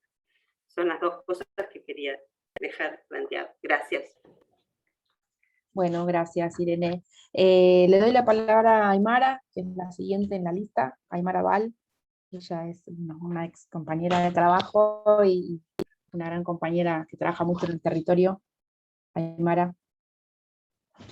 Bueno, gracias. Hola, compas, ¿cómo están? Gracias por la invitación. Sí, yo, bueno, tuve el placer de ser judiciala. y a veces te extraña y a veces no, ¿eh? No, a veces no se extraña nada. Cuando se laburaba hasta las 8 de la noche, inclusive domingos. Bueno, seguimos laburando inclusive domingos. Sí, algo que se me pensaba, o sea, acuerdo con un montón de cosas que se dicen, qué bueno que se digan, que se sigan diciendo, que se siga luchando, porque son injusticias que no se tienen que aceptar por ningún motivo. Y pensando en la reforma judicial feminista, cuando salió el Foro Federal, hablamos mucho con las compañeras promotoras, no nos animamos a participar o nos olvidamos, no sé cómo fue, pero el rol nuestro, ¿no? Nosotras pensamos, en los últimos años fue un poco menos difícil ser promotora de género, pero yo recuerdo los primeros años, creo que antes de entrar al Poder Judicial o inclusive después, era difícil, nos seguían viendo como las metidas, o no entendían, los trabajadores judiciales no entendían qué éramos. Y inclusive muchas veces nos han como puesto como parte del problema, y nosotras planteamos que queríamos solamente queríamos ser parte de resolver, porque nosotras llegamos al punto de acompañar a una compañera, porque ya es insostenible la situación del territorio, porque entender que tal vez ya se dice mucho, pero o tal vez hay que decirlo más, entender que si una mujer llegó a ese punto de denunciar, es porque pasó muchísimas situaciones. la mayoría de nuestras compañeras violentadas fueron niñas violentadas, que en los territorios está muy naturalizada la violencia en un montón de cosas. Entonces, entender que si una mujer llegó a ese lugar es porque ya hay algo que no se puede sanar. Bueno, las violencias que hemos vivido de parte del Poder Judicial, en todo sentido, ustedes ya lo saben. A mí me gustó recién escuchar mucho de la compañera Débora esto de que nosotras no vamos a ser cómplices de este sistema patriarcal, y eso es re importante sostenerlo, ¿no? Como trabajadoras, y desde este lado, para nosotras también es muy complejo el Poder Judicial. ¿Por qué eso? Porque nuestras compañeras son revictimizadas en esa institución. Desde esto que planteó María Rosa al principio, ¿no? Nuestras compañeras viajan muchas veces mucho, con el mango justo para llegar a institución a pedir justicia, y se encuentran con un dialecto que no entienden, oficios que no entienden, medidas que no entienden, y tal vez, y a mí me ha pasado de que personas creen que, bueno, no, sí entienden, se hacen. No entienden. Realmente es un laberinto el Poder Judicial todavía para las compañeras. Y Luciana puso en el chat, creo que fue Luciana, que pone, bueno, cómo las mujeres de los barrios populares, cómo las trabajadoras de los barrios populares llegan a ese acceso a la justicia. Eso es importante plantearlo en una reforma judicial. No solo que ni hablar que la planta laboral que hoy hay es imposible poder ayudar a resolver. La realidad de nuestras compañeras deben ser muchas personas más, lo interdisciplinario, ¿no? Lograr entender la lógica de la lógica, no hay lógica en la violencia, pero lograr entender cómo funciona la violencia en los territorios lleva muchísimo tiempo, cómo las violencias están dentro de las familias, dentro de las comunidades. Por eso muchas veces nosotras cuando nos acercamos a los juzgados es, bueno, entender, esta mujer no es solamente violentada. Nos ha pasado un montón de veces que en las entrevistas uno después lee los informes de las entrevistas y la compañera no dijo ni el 5% de lo que vive día a día. O no lo dijo, o no lo supo decir, o no la supieron escuchar. O no se generó el momento, pero una que es promotora y que vive en el territorio y que conoce lo que vive, sabe que hay muchas violencias de trasfondo. Entonces, ¿cómo logra el juzgado ver eso? Eso también hay que poder plantearlo. ¿Cómo realmente logramos que esa compañera pueda poner en palabras, en una entrevista, de todas las violencias que ella vive, que inclusive hay un montón de violencias que las tiene tan naturalizadas que no las va a contar porque para ellos son cosas mínimas, de insultos, golpes, etc. Entonces también, ¿no? en esto de las promotoras de género me parece súper importante, me parece que somos parte de la solución, no somos la solución porque nos desborda todo el tiempo el laburo.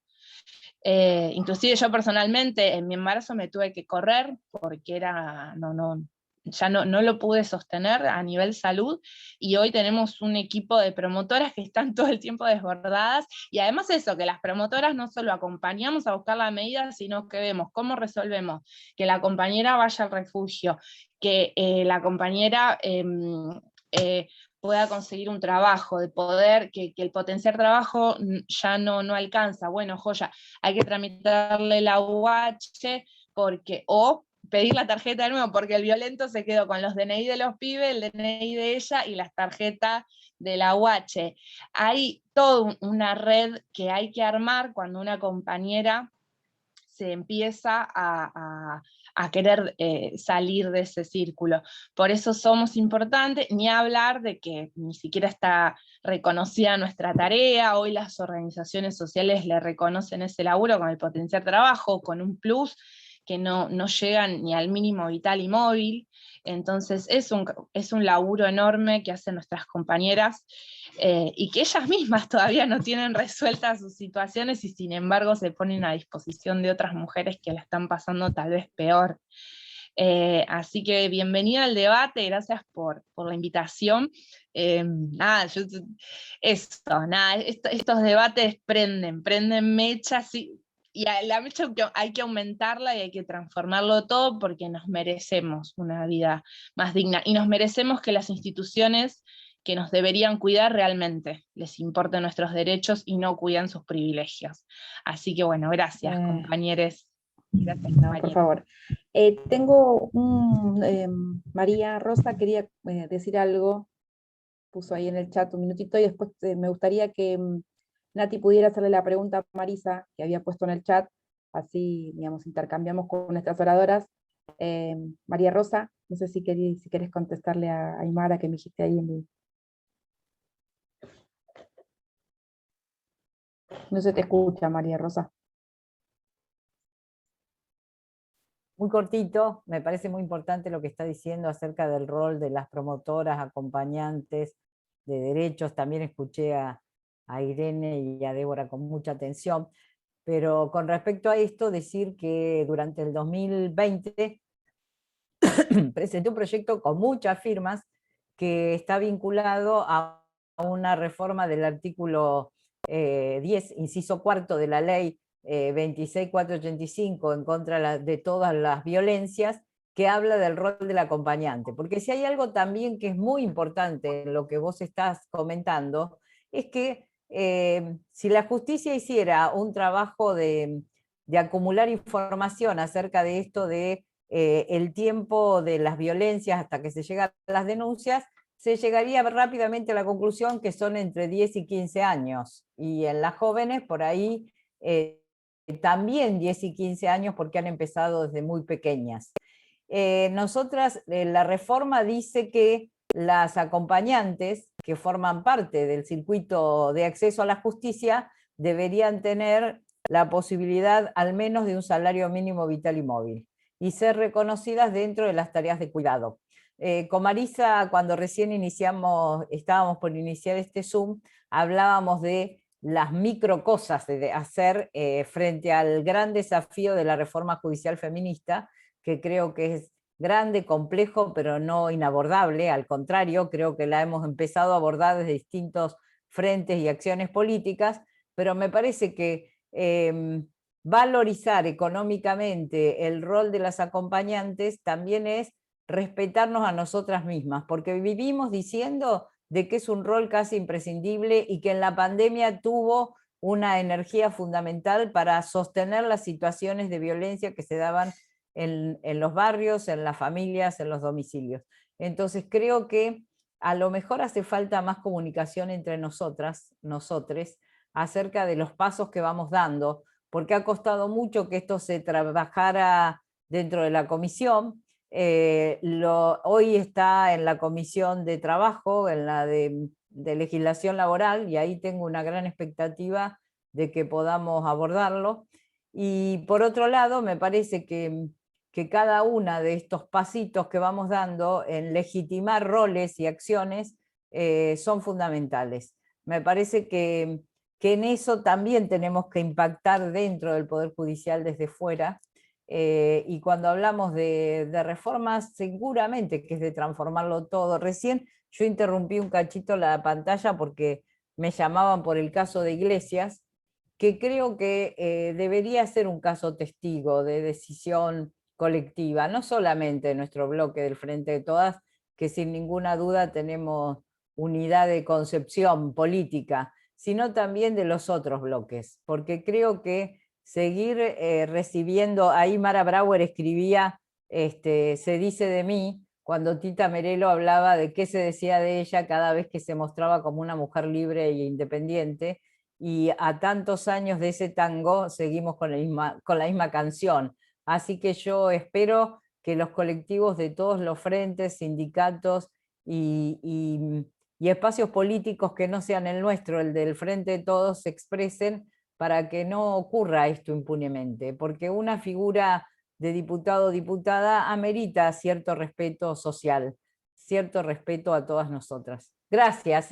Bueno, Aymara, espero que salga, espero que la votemos, nada más que para contarte que está en agenda. Gracias. Gracias a vos, María Rosa. Le doy rápidamente la palabra a Nati, que había pedido para hacer una pregunta a Marisa. Ahí está, ¿se escucha? Sí.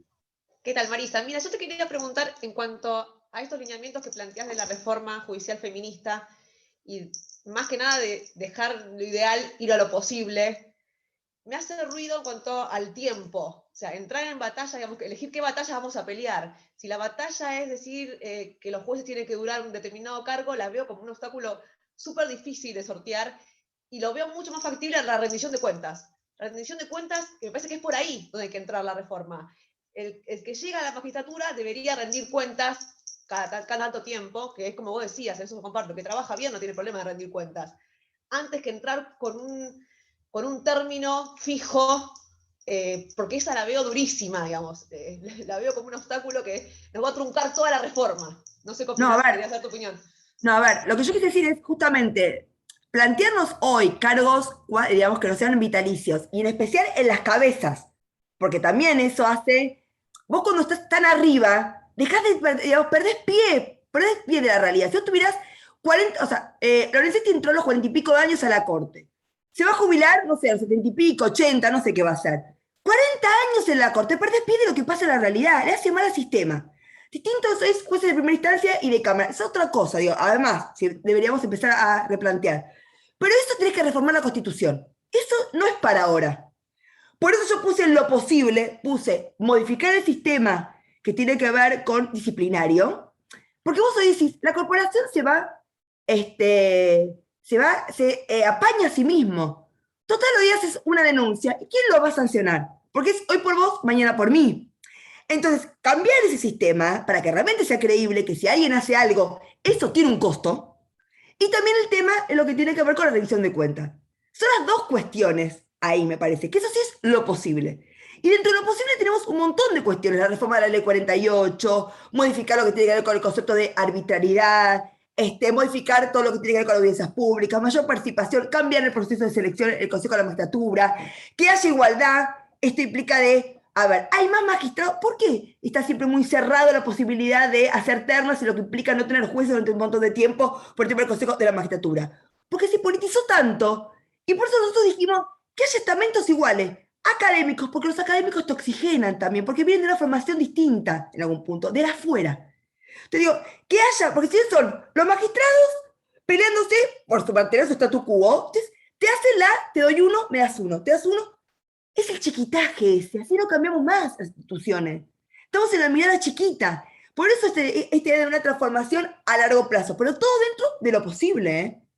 Por eso, digamos, a ver, yo quise acá un poco traer a tratar de traer un poquito de luz a esta confusión que trajo Alberto en algún punto, ¿no? Que mezcló todo en la misma bolsa para mi gusto, ¿no? Bueno, me parece un poco eso. Hay cosas que es de lo ideal, reforma constitucional, y hay cosas que no. Bueno, me parece que él debería haber hecho esta distinción que yo traté ahora un poquito de salvarlo, ¿no? En algún punto. Pero bueno, yo quería decir un poco para ir cerrando, digo, también porque hay otras, porque ya algunos también ya fueron diciendo algunas cosas, un poco también para ir. Hay dos cosas que me parecen interesantes, o tres. Una es, cuando hablan de las promotoras, cuando hablan de la interdisciplina, alguien habló acá también en el chat de la interdisciplina, seamos realistas.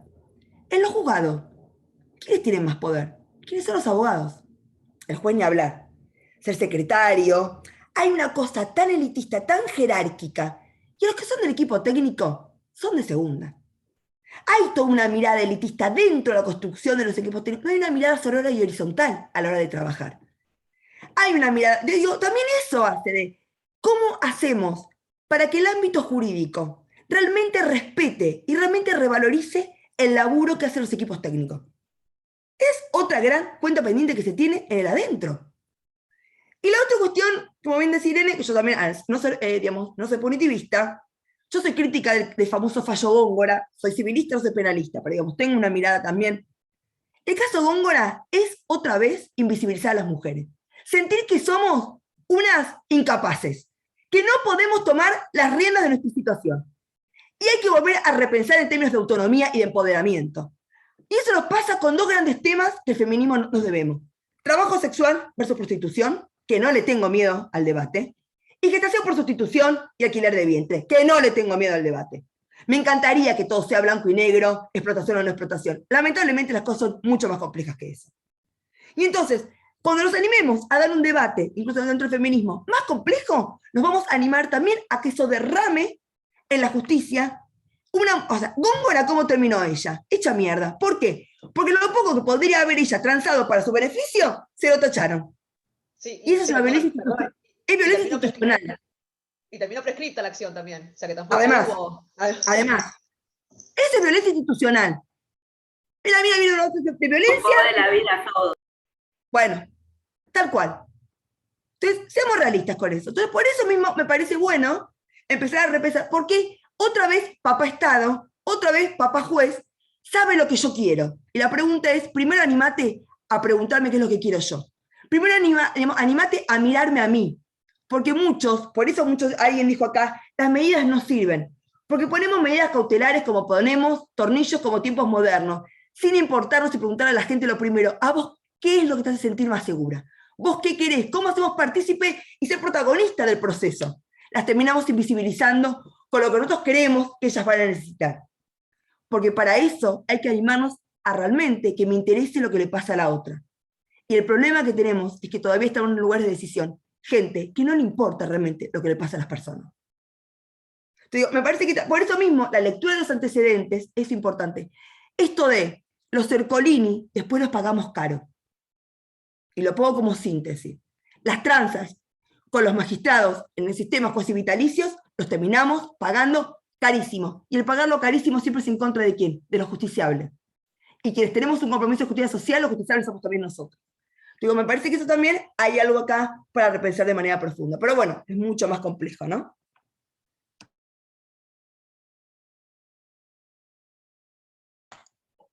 Bueno, a modo de síntesis, quedas dos compañeras, si quieren, digamos, no me gustaría dejarlas colgadas, porque son dos compañeras que pidieron la palabra. Lo que sí les pido, No sabemos si no como tienen ya venimos otros hace mucho, compromisos. claro, no sabemos si María nuestras Rosa. invitadas tienen otro compromiso y demás, no queremos, digamos, hacerlo demasiado extenso, pero tenemos dos compañeras más que pidieron la palabra, y me parece, digamos, mal dejarlo ahí. Una es Nora, y creo que la otra chica era Silvia, así que no sé si Nora estás ahí. Lo único que les pido es que seamos, digamos, Hola. ahora estás por ahí, no sé. Sí, hola. Lo que pido es que seamos cortitos y podemos dar un cierre pido a la charla. pido disculpas, yo estoy con un llamado ahora, por eso, perdón. Bueno. Recolgada, no hay problema. ¿no? Pero bueno, les dejo un beso atrás, igual estoy por acá. Dale, gracias. No, a vos, Nora. No sé si alguien más, creo que había una compañera que había pedido la palabra, no veo acá. Silvia, Guille, no sé si era Silvia o... Silvia, ¿no? Estaba pendiente, no sé si sigue por acá. Silvia. No sé si alguien la ve, yo no la veo. No, capaz se fue. Bueno. Compañeras, agradecerles a todos por estar, los que se conectaron. Tiempo agradecerles a nuestras oradoras, que la verdad que da gusto escucharlas. Perdón. Si puedo hacer un pequeño comentario.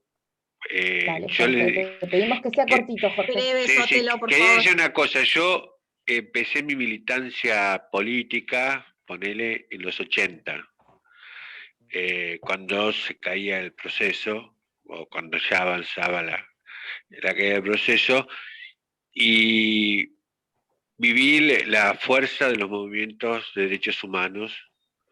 Yo siempre digo que hay dos cosas que fueron lo más fuerte que viví en política, fueron lo de los derechos humanos y el movimiento Ni Una Menos. Y las dos fueron encabezadas por mujeres. Y las dos, las madres y el movimiento de Una Menos, le cambiaron la forma de ver la política en Argentina.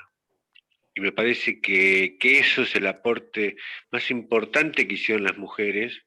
Seguramente nos falta muchísimo para cambiar, pero el Poder Judicial va a cambiar, les guste o no, porque la sociedad está cambiando. Hace 10 años o 5 años nadie se planteaba lo de Iglesias, se reían de eso. Falta nada más ver el programa de Olmedo y todo eso, que es todo había humor sobre lo que se decía, y hoy se critica. Me parece que sin duda falta muchísimo, pero me parece que hay un cambio y el Poder Judicial responde a necesidades del poder, por eso no se puede modificar el tiempo de duración de los jueces en el poder, porque necesitan, fíjense que los cargos electivos más necesariamente en el poder son los senadores, que son los que duran 9 años, y los jueces necesitan estar muchísimo tiempo para asegurar el poder a los que los tienen.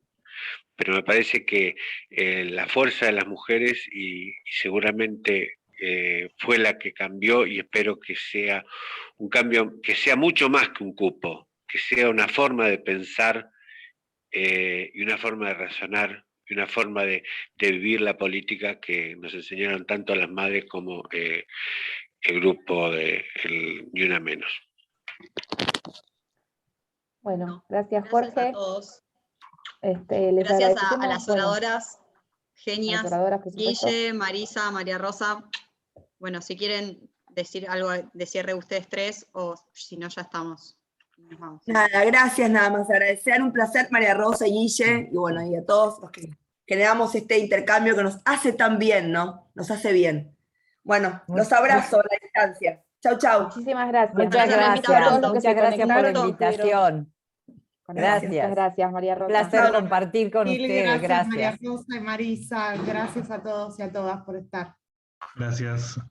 Bueno, Gracias, gracias Agus. a todos y los esperamos en la próxima charla.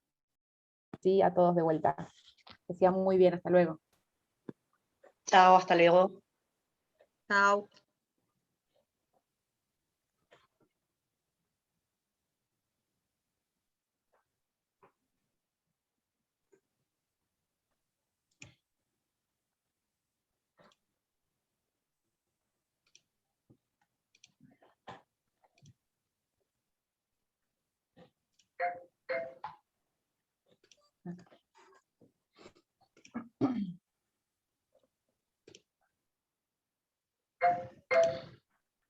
Qué hermoso todo.